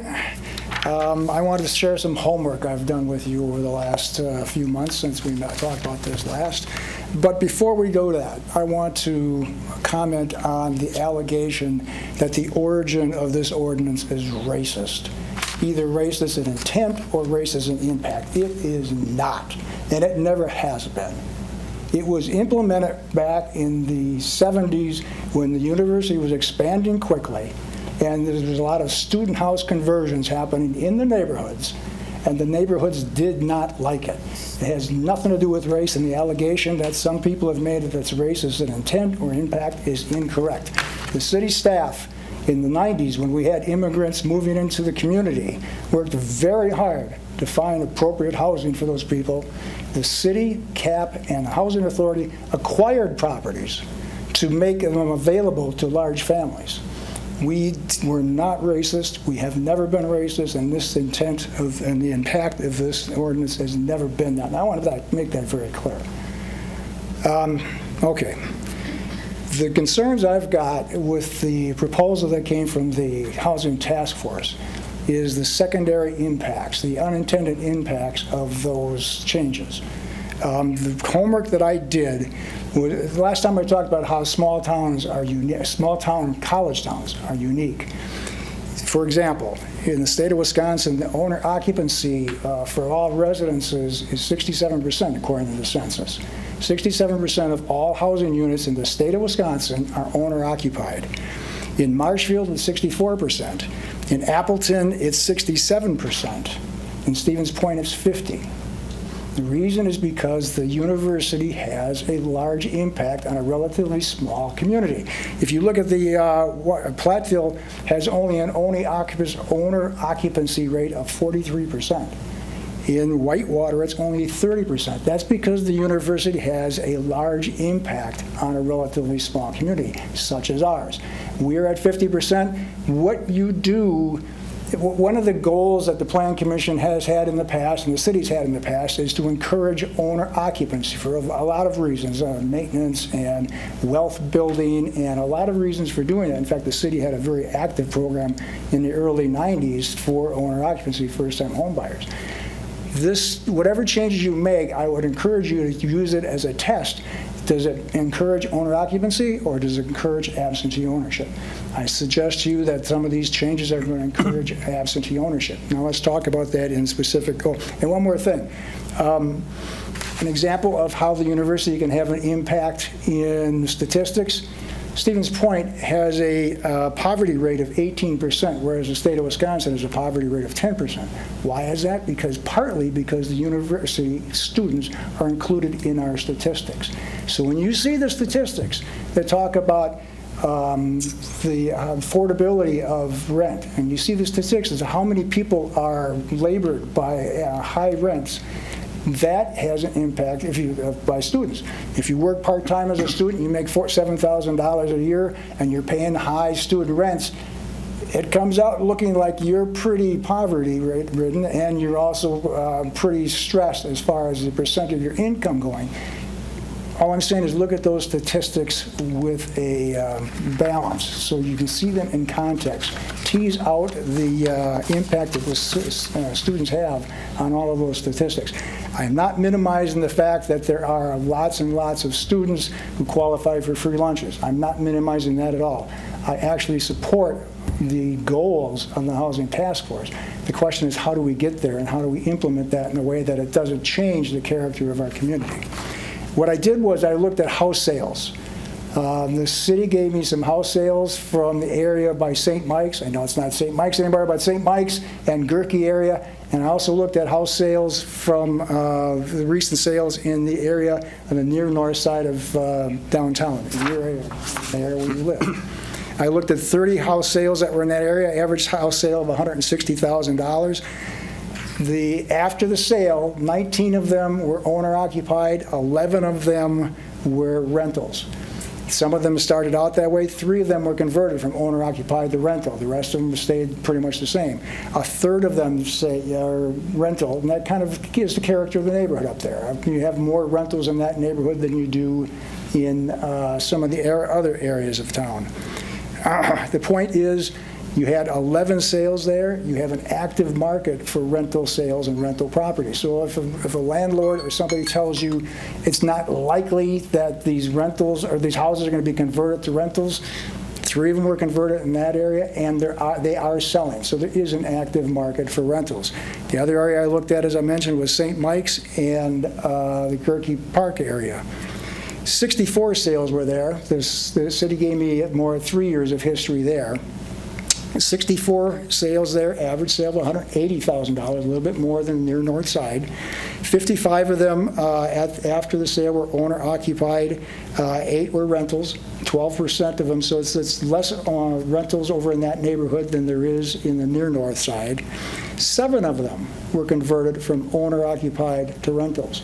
There's pressure in that neighborhood already with the current statute, with the current family plus 1. There's already pressure in that neighborhood to convert to rentals because of the proximity to the hospital, because of the proximity to the university. If you make changes, there will be more pressure there. And that neighborhood is probably the most susceptible to the immediate change because of the proximity of those employment centers. And again, $180,000. It turns out that $167,000 was the average price of those conversions, where they went from an owner-occupied to a rental. That's a reasonable price in that area. You're going to find houses there. If you change the definition, that area is going to change. And just be aware of that. That's a significant. You were talking about changes to the neighborhoods. That's an area that's going to change if you make changes.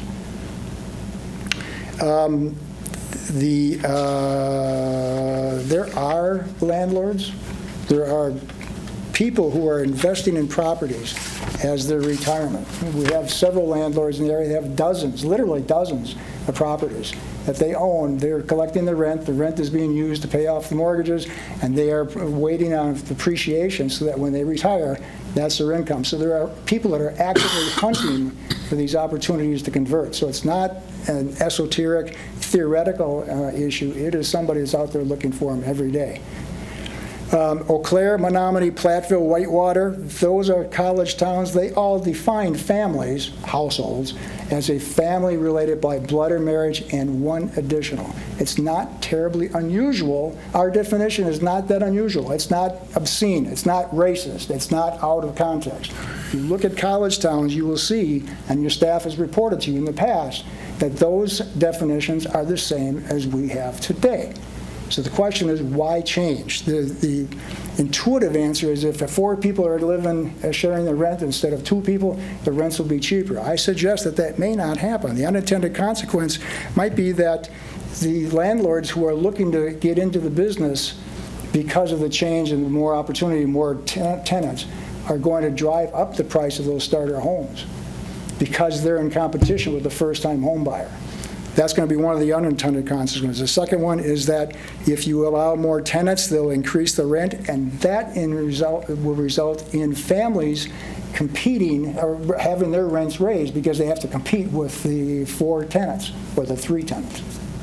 So if 3 people are in a place and they're going to pay rent, and if you got 1 family is going to pay rent, the landlord is going to raise it to the point where he can justify 3. That family now has to compete with this. Larger homes, especially in the larger homes. The larger homes, because they will accommodate more tenants, will now, the large families will have a harder time competing for those rents as well, because those rents are going to go up. And finally, right now under your definition, if somebody wants to convert an older house, I used to live in Wisconsin in Church for 40 plus years, and I've seen it happen in my neighborhood. They could take a house, they convert it. They have to, under current law, they have to convert it into a duplex. So they have construction costs. The layout of the house has to lend itself to 2 exits, 2 entrances, those sorts of things. If you change the rule, they no longer have that requirement. Now all they have to do is, in that 3-bedroom or 4-bedroom, just move them right in. That's all they've got to do. And so you've reduced their cost, which increases their incentive to buy the larger house.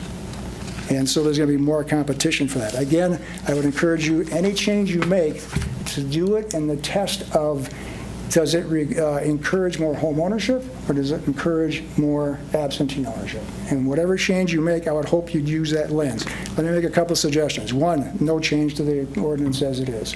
Secondly, if you do make a change, include the dependent children. So you have a family plus 1 plus dependent children. The staff has already recommended that. I applaud that change. Thirdly, make a change to address the issue of cohabitation.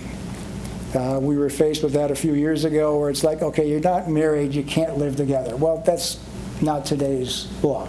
So I would suggest that include language in there for cohabitation.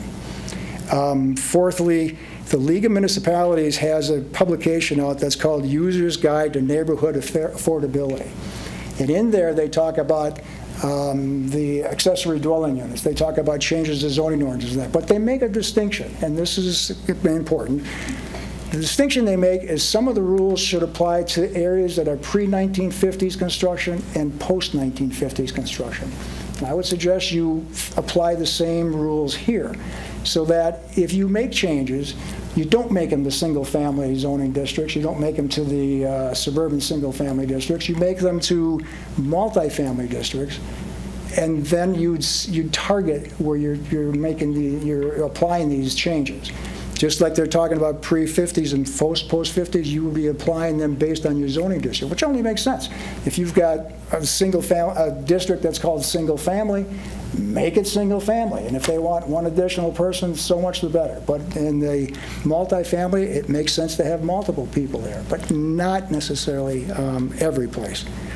And finally, I applaud the owner-occupied to have additional tenants, because that, first of all, rewards and addresses some of the issues we heard last December as well. And I've got one final suggestion, and that is you wait until after the election to adopt any changes. And the reason for that is because you have 2 alders who are voluntarily leaving the central city. Ms. Johnson and Paul Dalton, Polly Dalton, are both leaving. The new alders are going to have to live with whatever you adopt. And you've got a third one, Mr. Christensen, who actually has some competition. So you have a potential, you have the actuality of significant changes and the potential for 3 of them to change. I would suggest that they're the ones that are going to have to live with the changes that you are going to suggest to them, recommend. I would suggest that you wait. Let them deal with the topic. Let them make an election issue potentially. Let them talk to their neighbors. Let them be the ones to live with the decision that they're going to have to make, rather than having somebody else who's the lame duck make it for them. Thank you for your time. Thanks, John. Well thought out. Before you leave, let me pick your brain for a little bit. For those of you who don't know, John Gardner was our Community Development Director for a long time, and I respect very much your thoughts on this. When you were talking about the 3 people versus 1 family, you get $300 a student here. That means your family's going to have to pay $900 to compete. But the logic that I see, and I'd like to see your thoughts on it, is, let's say, we'll simplify it again, we'll have 100 units and 150 people that need to be homed. So right now, there's a high demand, the prices can be higher because people will be willing to pay that or be forced to pay that to have a place to live. If you implement, let's just make it simple and say 2 unrelated people across the board, now 75 houses hypothetically can house 150 people, leaving 25 houses that are not being used. Wouldn't that change drive the price of those at least 25 units down, because you don't have that same demand? I can't get $900 for my unit now. I may have to go to 8 or 7. That's the logic that I see with some of this. I understand what you're saying. And I don't know that I want to try to do something off the top of my head. Frankly, I'd love to talk with you about it some more. Let's talk this week. Yeah. I would say, though, that, as somebody said earlier, it's the job of the landlord to maximize the return.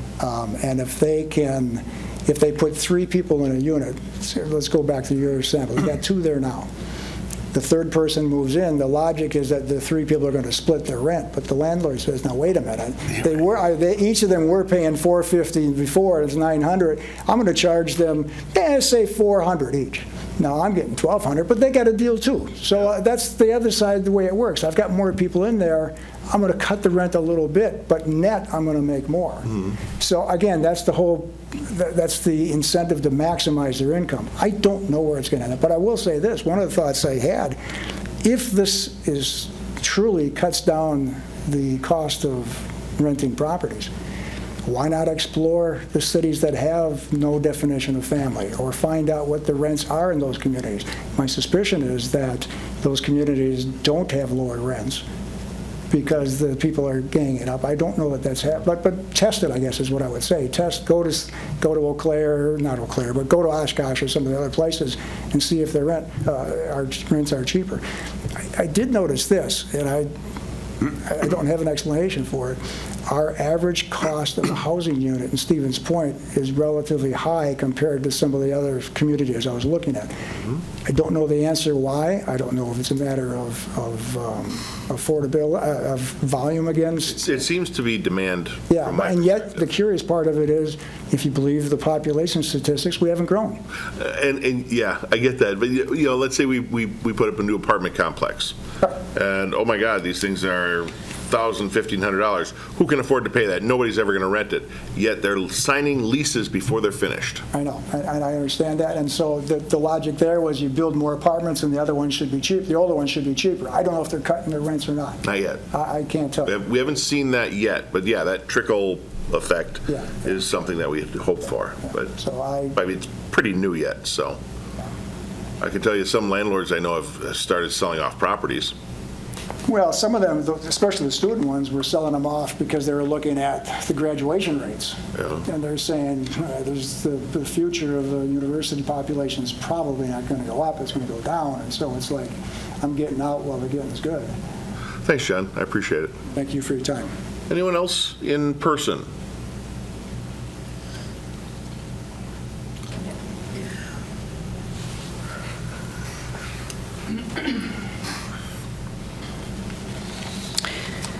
Mary Ann Leszewski, 1209 Wisconsin Street. At December's Plan Commission meeting, there was a plea to adopt this ordinance change in order to save the homeless from the approaching winter. Changing zoning is not a way to take care of the homeless. This policy will not affect them. We have to be very on guard for the role financial greed can play in real estate. Landlords will capitalize on collecting more rent from, as we just heard, from 3 or 4 unrelated tenants living in a house than from a single family.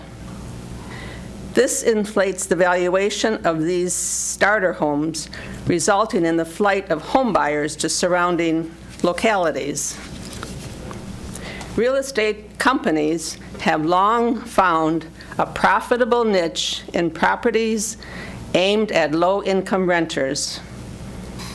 In 2021, they began snapping up thousands of mid-range single-family properties. In the last quarter of 2021, they bought up a record of 18.4% of U.S. homes, according to the national brokerage Redfin, and 30% in lower middle-class areas. Over 3/4 of the purchases made by investing groups last year were all cash deals with offers generously over the asking price. First-time homebuyers cannot compete with this kind of bidding. These new deep-pocket players put affordable housing out of reach for working and middle-class buyers. When maximizing profits is a developer's goal, maintenance and improvements will suffer, and we become a renter's nation. If 50% of our city is rentals, some wards, such as by Gerke Park, have few rentals, and it means other wards probably have 60 to 80% rentals closer to downtown. These wards that have a high concentration of rentals have done their share of taking on the risk to their property values. There are consequences to overburdening the center of a city. It is where many communities evolve into a blighted, dying area, and we are not immune to this. We have not kept up with the need to provide affordable workforce apartments. I don't think I've ever seen a studio apartment in this community, until apparently some were recently built at the Yard, which are renting for very expensively. If John Gardner's still here, I cannot forget what John Gardner told us in December when he was standing here, and he, quote, said, "If we follow through with this ordinance change, we will lose the city of Stevens Point, and we will never get it back." This reflection of his was from a short trial of rezoning that was done in the 70s between Michigan Avenue and the river that did not succeed. When it was tried in that area, he implied that the neighbors were so upset with the results of the rezoning that it had to be undone. When Madison recently proposed this very same zoning code change, Madison Mayor Conway was originally in support of it. Yet on February 10th, she requested more time to investigate the issue. She stated, quote, "Recent conversations with the Madison community raise concerns that the changes being contemplated will induce a wave of real estate speculation from outside investors," unquote. Madison Alder Paulson said, quote, "Downtown single-family homes are probably not what we are going to see in 50 years. It is what evolves in big cities," unquote. I don't want Stevens Point to be the city of small-town charm with big city blight and no occupied homes in our core, no owner-occupied homes in our core downtown.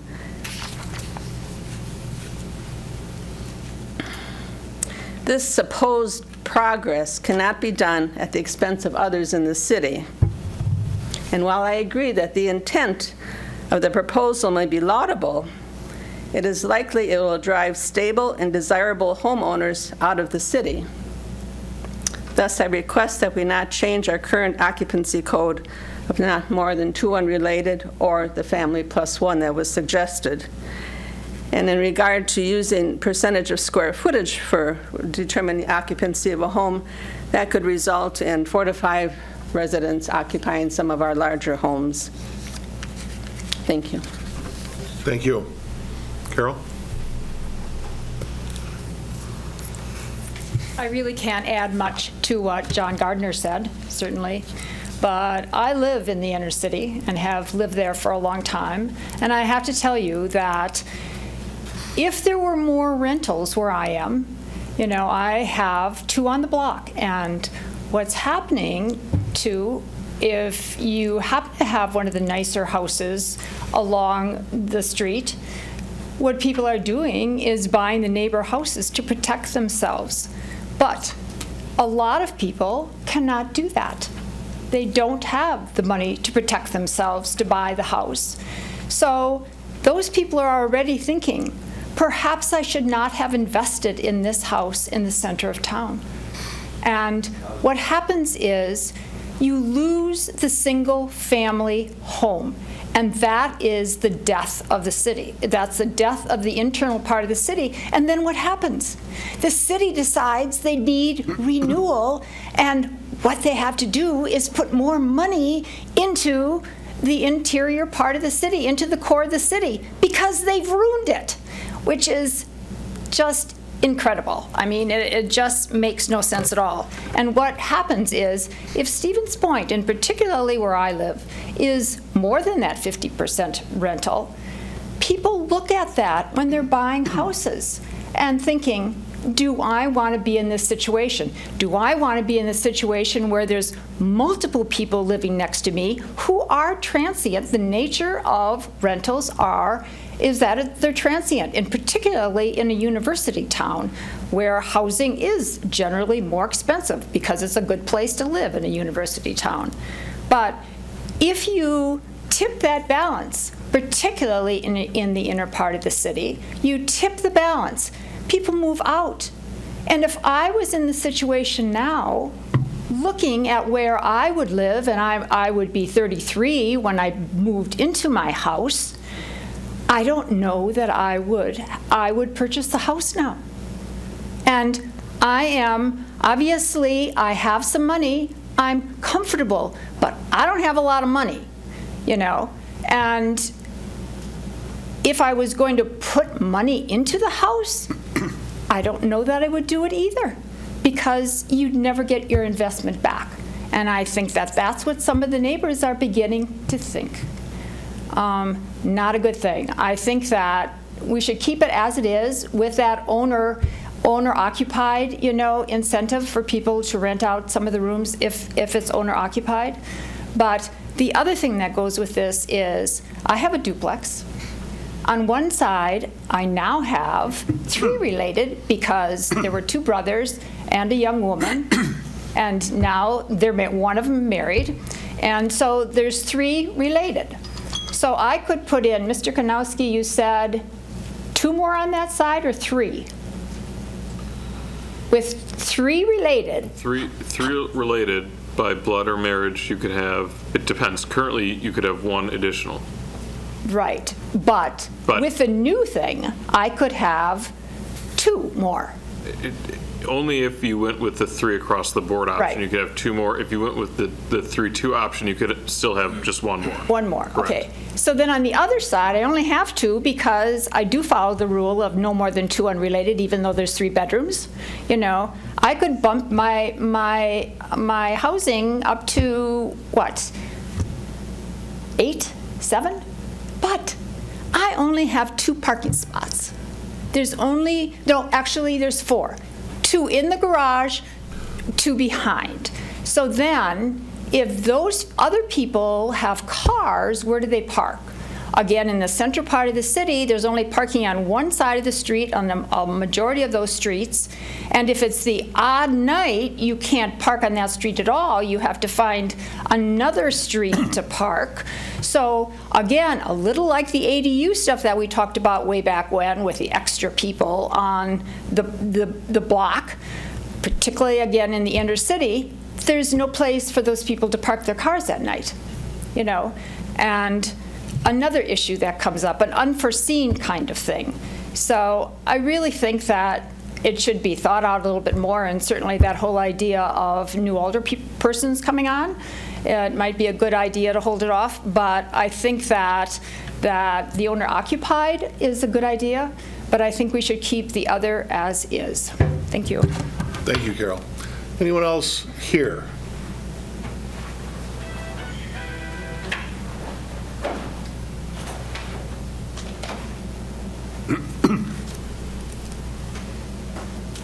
Hello. Sam Lang, 1934 Water Street. This has been something that I hear a lot about as I've been out campaigning. I'm running right now for City District 9, and I would appreciate the opportunity to vote on that if you guys would wait, just saying that. But as I go around talking to people about this, because this seems to be a hot topic, and maybe it is an election issue for our city, honest to goodness, that this seems to be, from what I gather, a issue that's going to affect, I'd say, the next 10 to 15 years of us as a city as we develop. And it's going to affect us in a major way when it comes to servicing the students and addressing the unsheltered people in our community. And that's what I understood the intention of this was to get. And so, like, winter's come, winter's passed, that emergency sheltering of people to get them out of the cold this winter kind of didn't happen. We didn't come to a decision on that, and that's another reason why I'd ask that, well, maybe we can wait a little bit to come to that decision on that thing.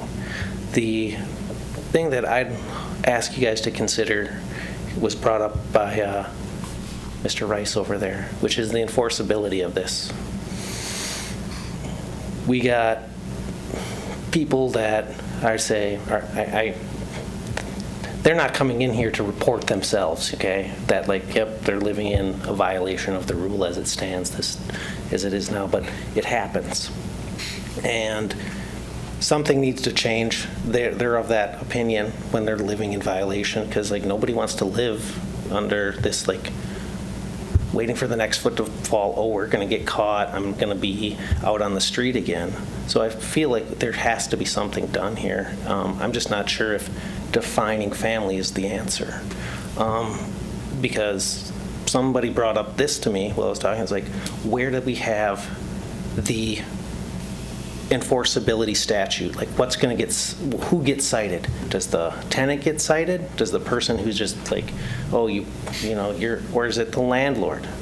These sort of things. Where, if somebody is cited, does the city stand when it comes to their liability? Comes back and says, like, hey, I was thrown out on the street.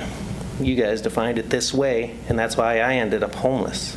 And have we looked into that testing, the legal testing of where our liability as a city, when we pass a definition or not, comes to? Where are we going to be in any sort of legal hot water if say a landlord says, oh, now you changed it, now you've cost me some sort of economic opportunity, these are my losses for this year because you guys have redefined family. These are things that have been brought up while I talk to people, and I'm just not aware of what those answers are, and I appreciate you guys giving some clarity on that sort of thing. Thank you. Sure. So, Sam, I can tell you that as it stands right now, property owners get the citations. They're the ones that are held responsible. However, the unfortunate side effect is if there are unrelated people living there, one of them has to leave. So that person now has to find another home. As far as the liability goes, the city attorney's not here, but of course everybody has to follow the rules that every city puts in place, and the same arguments can be made with our current zoning, saying, oh, you're only allowing me 2 unrelated, you're minimizing my income, so I'm going to sue you. I don't believe it's ever happened, but the same would hold true for any changes that we made. Thank you for using the microphone. Yeah, so like the scenario that was brought up to me was, all right, new landlord comes to here, bought a couple houses around the city, and he has the understanding as he set up that business, these are the rules. Changes, now he's in a different, and he was, this individual asked me, he's like, where is like this statute on like a state level that we can do that? And I couldn't give him a good answer on that, where it's like, if his business model is forced to change, okay, and he can show, all right, that cost me this much in this year, does he have like a legal pathway to come after us as a city and say, and I was like, I wasn't sure about that, but. I'm channeling my inner city attorney, that anyone can sue the city for anything, but whether or not it stands up in court is a different story. Now, we can't speculate on a specific circumstance and what the court might decide, but generally speaking, we're in pretty good shape. Okay. It's like, that was it. It was like, are we exposing ourselves to anything here not foreseen? And that was it. Sam, I mean, just because this is a topic that's relevant to you and your situation right now, I'll give you an example that's similar but different. We imposed sound restrictions on certain developments. We imposed light restrictions on certain developments. We impose hours of operation on certain developments. A car wash, for example, in a residential neighborhood that can't run past 9 o'clock. Someone could argue that, well, if I ran till 11, I'd collect another $2.50 or whatever car washes cost. And we do that already. I cannot think of one instance where anyone has come back and tried to sue the city for lost revenue or my business plan failed or whatever in my existence involved with the city since 2004. So maybe appreciate that answer. Yeah, I get what you're saying. So thank you. Okay, thank you. Still here in the room, the people that showed up in person. Okay, seeing no one else, it looks like we got Nancy. You're on. I'd like to thank John Gardner and Mary Ann and Carol for their comments. I wholeheartedly agree with everything they said. And I would urge you to follow what John is telling you, what a disaster it's going to be if you change this even to 3. I lived on Franklin Street when the first district was downzoned.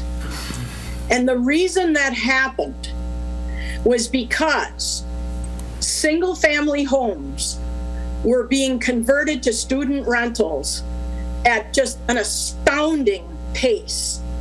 It was frightening to see house after house after house. And back then, you could pack as many students in there as you wanted to. You were supposed to be licensed, but landlords, and the vast majority of them were absentee landlords, packed as many people in as they possibly could to maximize their income, okay? Today, as it stands right now, you have attached to your packet a memo from Mr. Cordes. And he put it this way: many concerns were voiced, but none manifested.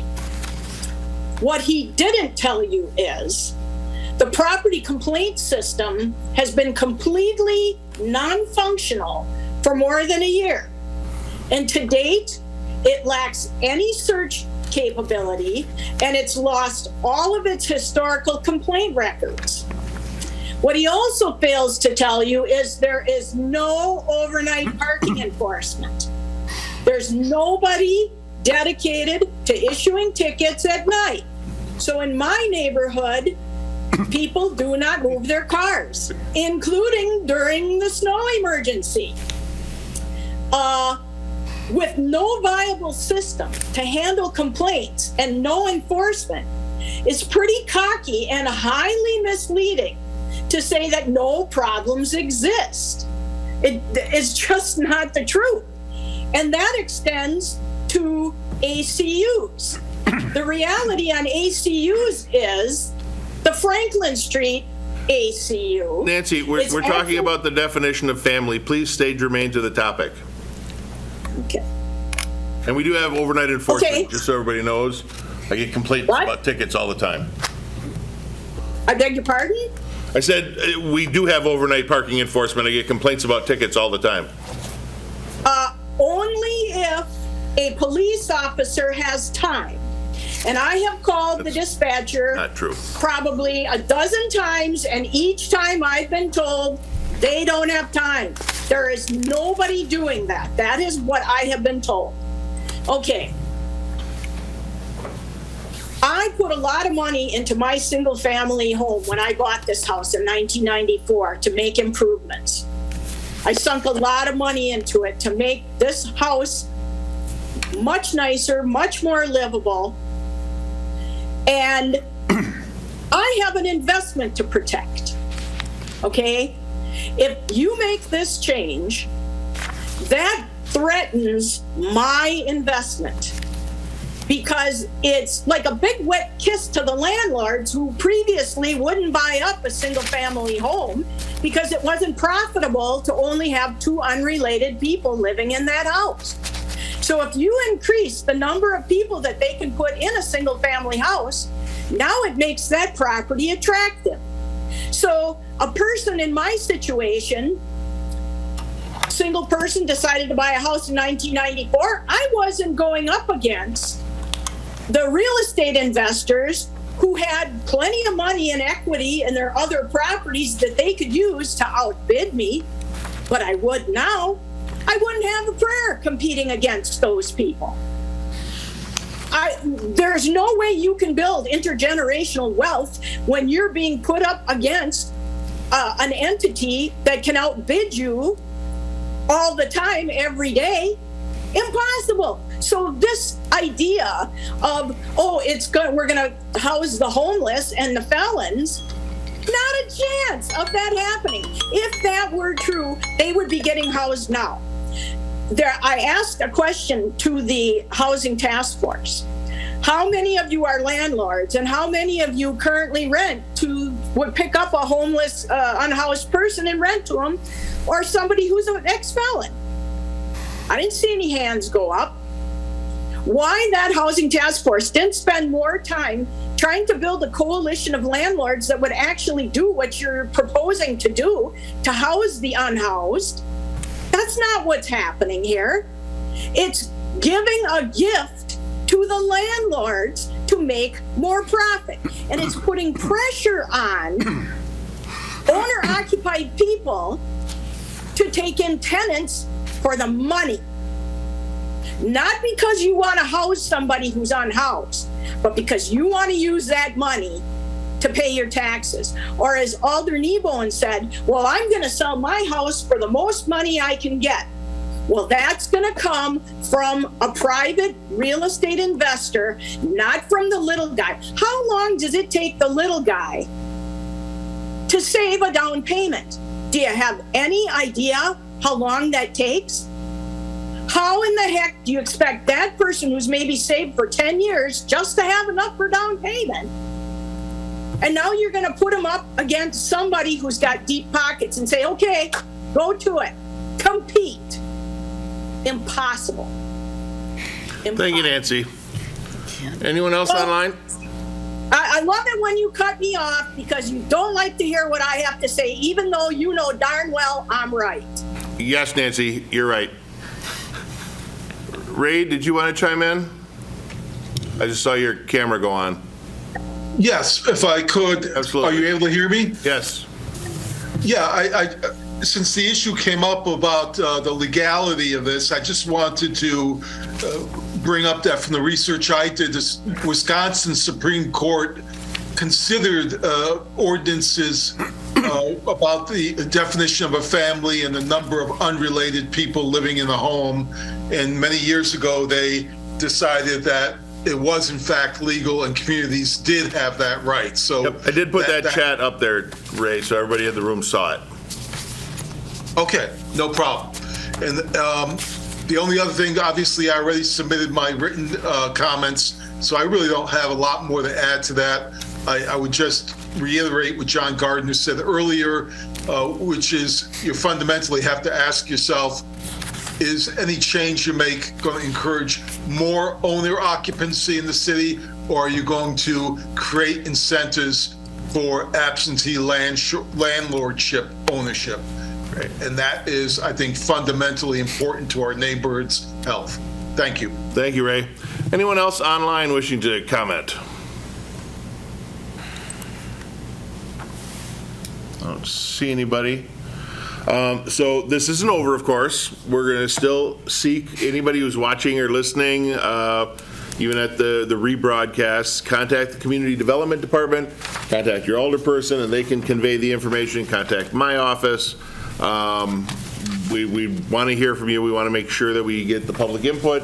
And at some point in the future, this body will likely be considering one or more options as suggestions. And at that point, you determine what you think is best. Thank you very much. And we will move now on to item number 16, which is sorry. I mean, is there direction from Planning Commission, or are we still in the information gathering phase? That's really what we were seeking tonight. I mean, are we comfortable with one or both directions, or how do you folks want to proceed? Fair enough. We're not making a decision. Well, asking staff to write things up for future decisions. The fact of the matter is that there's really three options, the two that you've presented and where we are today. Right. There is a third option, which was the do nothing. Honestly, you could add more, because you could go with the original Housing Task Force recommendation of 4 as well. So the world is your oyster. More the merrier.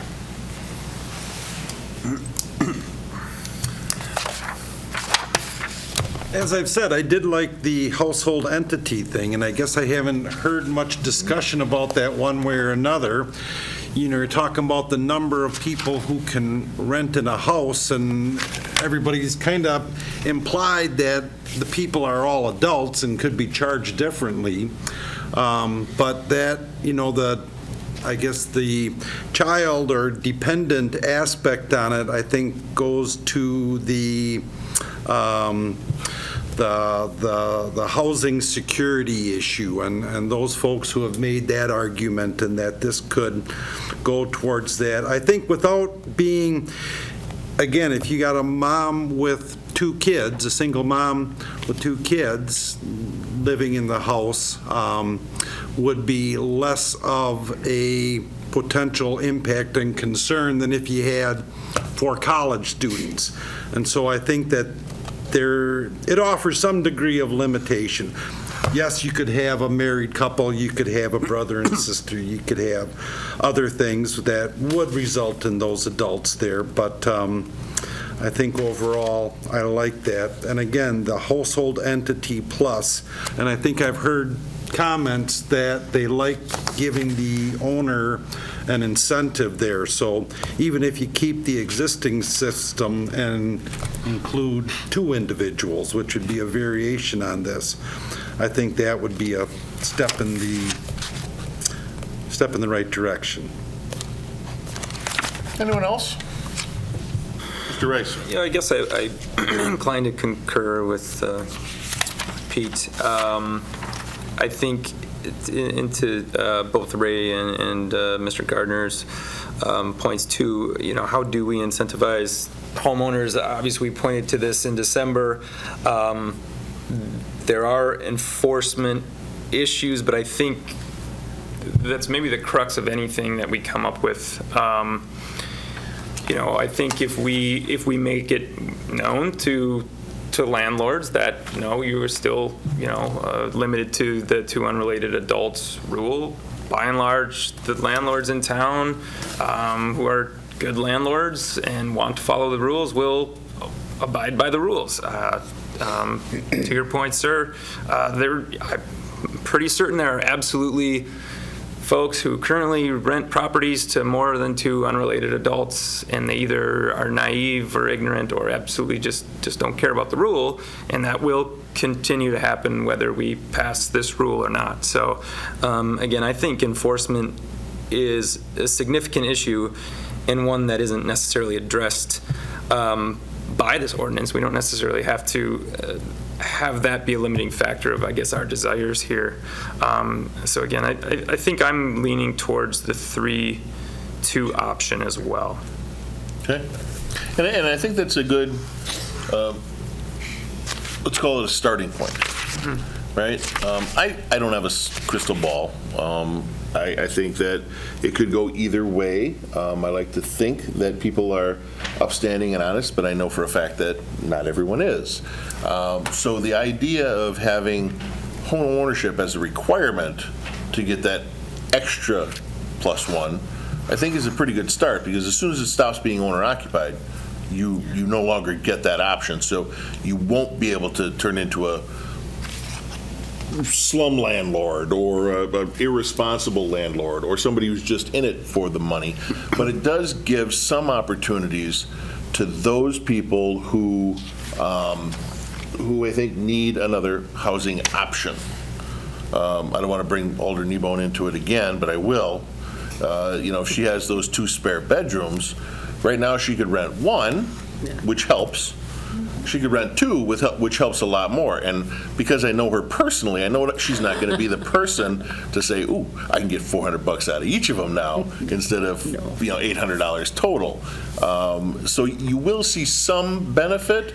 Will it be widespread? I don't know. Will it accomplish what us and the Housing Task Force hope? It's not going to solve all of the problems, but I think having that owner-occupied qualification in there limits it enough where it can't just go psycho crazy and there's no pulling it back in. So, any other commissioners? I'd just like to comment on the enforcement issue, and I would imagine enforcement is complaint-based, right? You're not going to go poking around rental homes unless somebody's complaining about it. Maybe you are, but that would be a bother. But to the point of enforcement is, if you do happen to come across these violators, is it just $50 fine, slap on the wrist, or is there a substantial penalty that will make them think twice about doing it again? Do you know what it currently is? Because it'd be the same that it is now. It's, $160, give or take, and then in situations, we've issued citations. It's not just a $50 fee, it's a citation that is, you do have a case that's open against you and you're expected to come to municipal court, and among other things. We try to avoid getting to that position. When we have used it in the past, it's because a property owner won't respond to city's letters. And so we do try to avoid the citation route. Honestly, and I've said this a number of times, whether it's this conversation or the ADU conversation or the tourist rooming house conversation, my department looks for compliance before we look at laying the hammer down on property owners, and that's just good practice. And so we try to work with folks as much as we reasonably can before going down the citation route. The enforcement almost always relies on a neighborhood complaint. And I'll chime in here a little bit too. Neighborhood complaints are probably one of the biggest ways that we find out about occupancy, but there are other ways. For example, if we talk about owner occupancy, if we know that there are 3 people living there and we have records that show the owner does not, that's an indicator. But just like we don't catch every speeder, we don't catch every bicycle that doesn't stop at a stop sign, we don't catch every property maintenance violation, we don't catch every property violation that is an inspection related. People replace their hot water heaters with a new one. Well, you can heat hot water. You can make it hotter. It's a hotter water heater. But you know what I'm getting at. We're not going to catch everybody no matter what we do on anything. But having the enforcement capability there is generally what we need to do.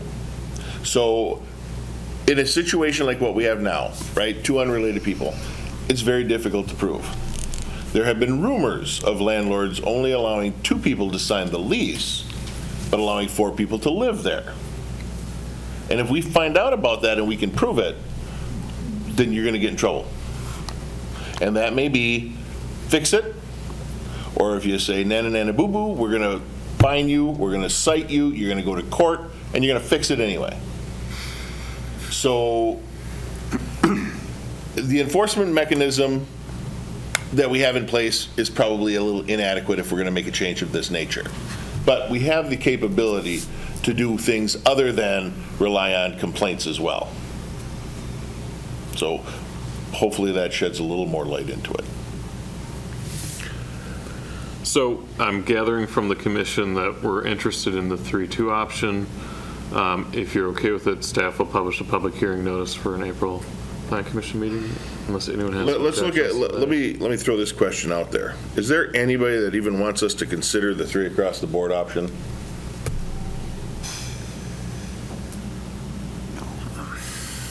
I'm hearing nothing. Oh, okay. I guess the maybe an additional alteration that I would consider, and I apologize, is maybe more complicated, but back to multifamily zoning, to me it's a little nonsensical if there are 3-bedroom apartments that by and large are intended for young professionals, working adults. I don't know that. That we need to limit that to, even if they're renting, limited to 2 unrelated adults. I think about and again, maybe I'm making up, maybe they don't exist, but out Chickadee Lane, east of Fleet Farm, I mean, there's some big apartments out there. I don't know maybe if they have 3-bedroom apartments or not, but again, I think it would be, to me, it'd be somewhat silly to restrict 3 25-year-old friends from renting a 3-bedroom apartment there. Yeah, I mean, could the same argument be made for a 3-bedroom house? I mean, that's where, I mean, there was conversation internally. Do you regulate this based on zoning and zoning alone? And the problem is that if you look at our zoning map, the areas that are multifamily are not, I mean, they're pretty far out. Mine's multifamily. What's that? My house is multifamily. Yeah, I mean, there are some that are really close to the core, and there are some that are pretty far out. Chickadee, the Far East Side, as an example. Then we had looked at, well, do you allow it in commercial zoning districts, business zoning districts, and that would include like the downtown area, because you do want to encourage higher density and more walkable neighborhoods like the downtown. And it just, ask anybody on the street, what's the zoning of your property? Nobody's going to know. I mean, there's a very low percentage that know. The mayor knows, but he's the exception, not the rule. It gets down to, is the public able to easily decipher what the rules and regulations are within the zoning code? And you try to avoid extreme complexities. And I think when we start regulating through zoning districts specifically, you're discriminating against one zoning code to another. And that's really something we try to avoid in general. Yeah, I understand that. I also hear a lot of the complaints or potential complaints or concerns is more appropriate, I guess, from constituents. And by and large, it seems to me that it is a quality of tenants and quality of landlords versus quantity. Historically, there were probably many homes in the city that had 8 occupants in 3-bedroom homes because it was a family of 8. So it's not the sheer number of humans who are existing in houses that is really making us afraid of this change, right? We're afraid, sure, out-of-state landlords aren't going to care about the property, and maybe, semi-transient college students who are only going to be there for a semester or 2 or a couple years aren't going to care about the property, or they're going to be mal-behaved. And maybe that comes back to an enforcement thing. By and large, if your neighbor had a 4-bedroom house and there were 4 unrelated young professionals in there, and they were reasonably respectful people, you probably wouldn't be concerned. And you probably wouldn't even know, or you wouldn't think twice about it. So making the rules on some instances completely moot. It's why make any rules at all? If the real problem is back to, are people keeping up their property, and are people parking correctly, and are people leaving garbage in their lawn? Let's enforce ordinances and let people who want to live together in appropriate housing live together. So it is a complex issue. And now I've undid any positive work we had done prior to this point, and I apologize. Good job. Yeah, you're welcome, everybody. Good. Glad I could help. Let me ask one more question. Yep. Please. It was suggested that with some potential, with new alders coming in, that we should put the brakes on this discussion until that happens. What are your thoughts there? Meaning we won't make a decision next month? We have a public hearing that we have to publish if we're going to make any decision on this. If we publish it for April's meeting, that's before the new alderpersons take place. If we publish it for May, the new alderpersons would be on for a couple of weeks. Is a month going to make a difference to anyone? Because arguably, 2 existing alders helped formulate this request. Does that lessen their input? I guess it would depend on when you anticipated action after the public hearing. Some bodies will have a public hearing and then discuss it at the next meeting and take an action. In that case, that would take you into May. And you've seen several of our public hearings tonight where we had public hearings and then action at the same meeting. Correct. So generally that that's was how my we've point been doing it. This isn't the county. We try to move quick. Yeah. Generally, that's what we've been doing, but honestly, it's a way you get to decide when you take action. If we have action set for that night and you don't think we're ready, you just take no action. And then. And you could also plan it that way as a chair. I'm just saying that's an option for you if you wanted to hold the public hearing sooner than, but you'd still be able to incorporate the issue into the alder race, because. What I don't want to have happen is waiting too long after the public hearing, because then people will forget about it. They might have great ideas the next day or the day after, but I don't want to wait 2 months because people may forget about that stuff. So I think maybe not at the same meeting, but potentially the next meeting. But does that give the alderpersons, then the new alderpersons, enough time? Well, then the recommendation goes the following, whatever to the council, right? Yeah. So they have that amount of time, but good luck. Any other thoughts on that? Prospective council people should be aware of these situations going into the election. Don't disagree with you. But it was brought up, so it's worth talking about. So, is your primary concern their ability to have input on our meeting or the preceding? I honestly don't have a concern. Okay. But it was brought up. Yeah. You were speaking to John Gardner's point of they'll have to live with it. And then we have a candidate who had suggested it is a very interesting topic. Yeah. So. The thing I hear the most about while knocking doors. Yeah. What's going on? Changing family definitions. If there's more questions, then I got answers. And for those of you listening, because he's not on a microphone, we have it said the most common question they get and knocking doors is what's going on with this definition of family. It seems to be something that people are interested in. So maybe then we have the public hearing, right? What I'm seeing is that we'd prefer to go with the 3-2 than almost anything else, right?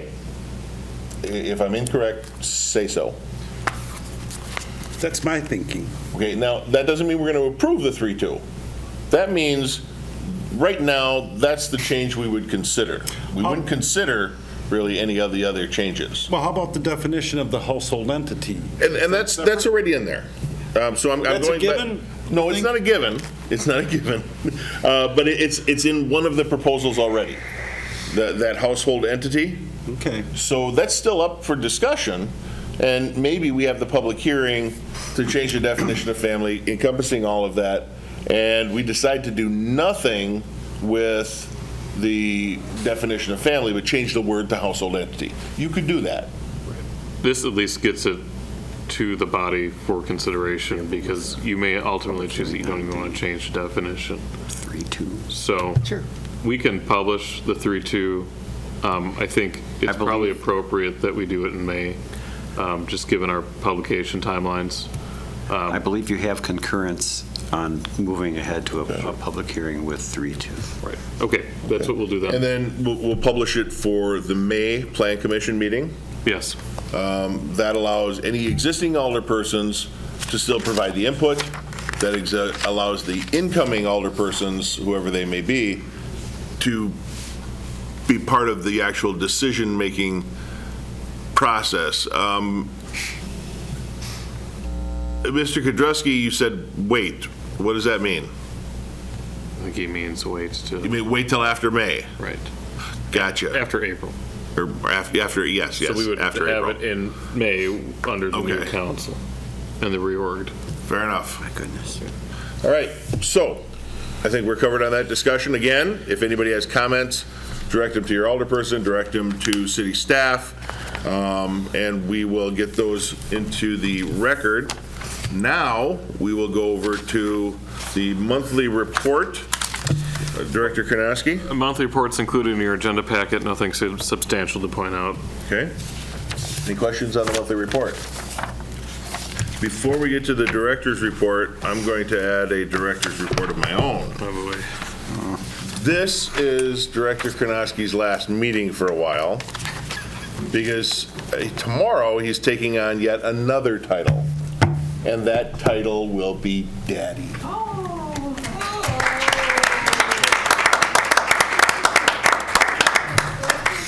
He gained all of his experience with children, dealing with the rest of city staff. Thank you. Couple of congratulations online. Oh, thank you. And now you may give your report. Nothing substantial to report other than that. Well, we now know the answer to the question, who's your dad? Yeah, I will not be in the office for a few weeks, and I'm looking forward to not being in the office for a few weeks. Congrats. Excellent. All right, well, with that, our agenda is exhausted, and we are adjourned at 9:24. A video of this meeting is available for viewing on the city's website, stevenspoint.com/videos.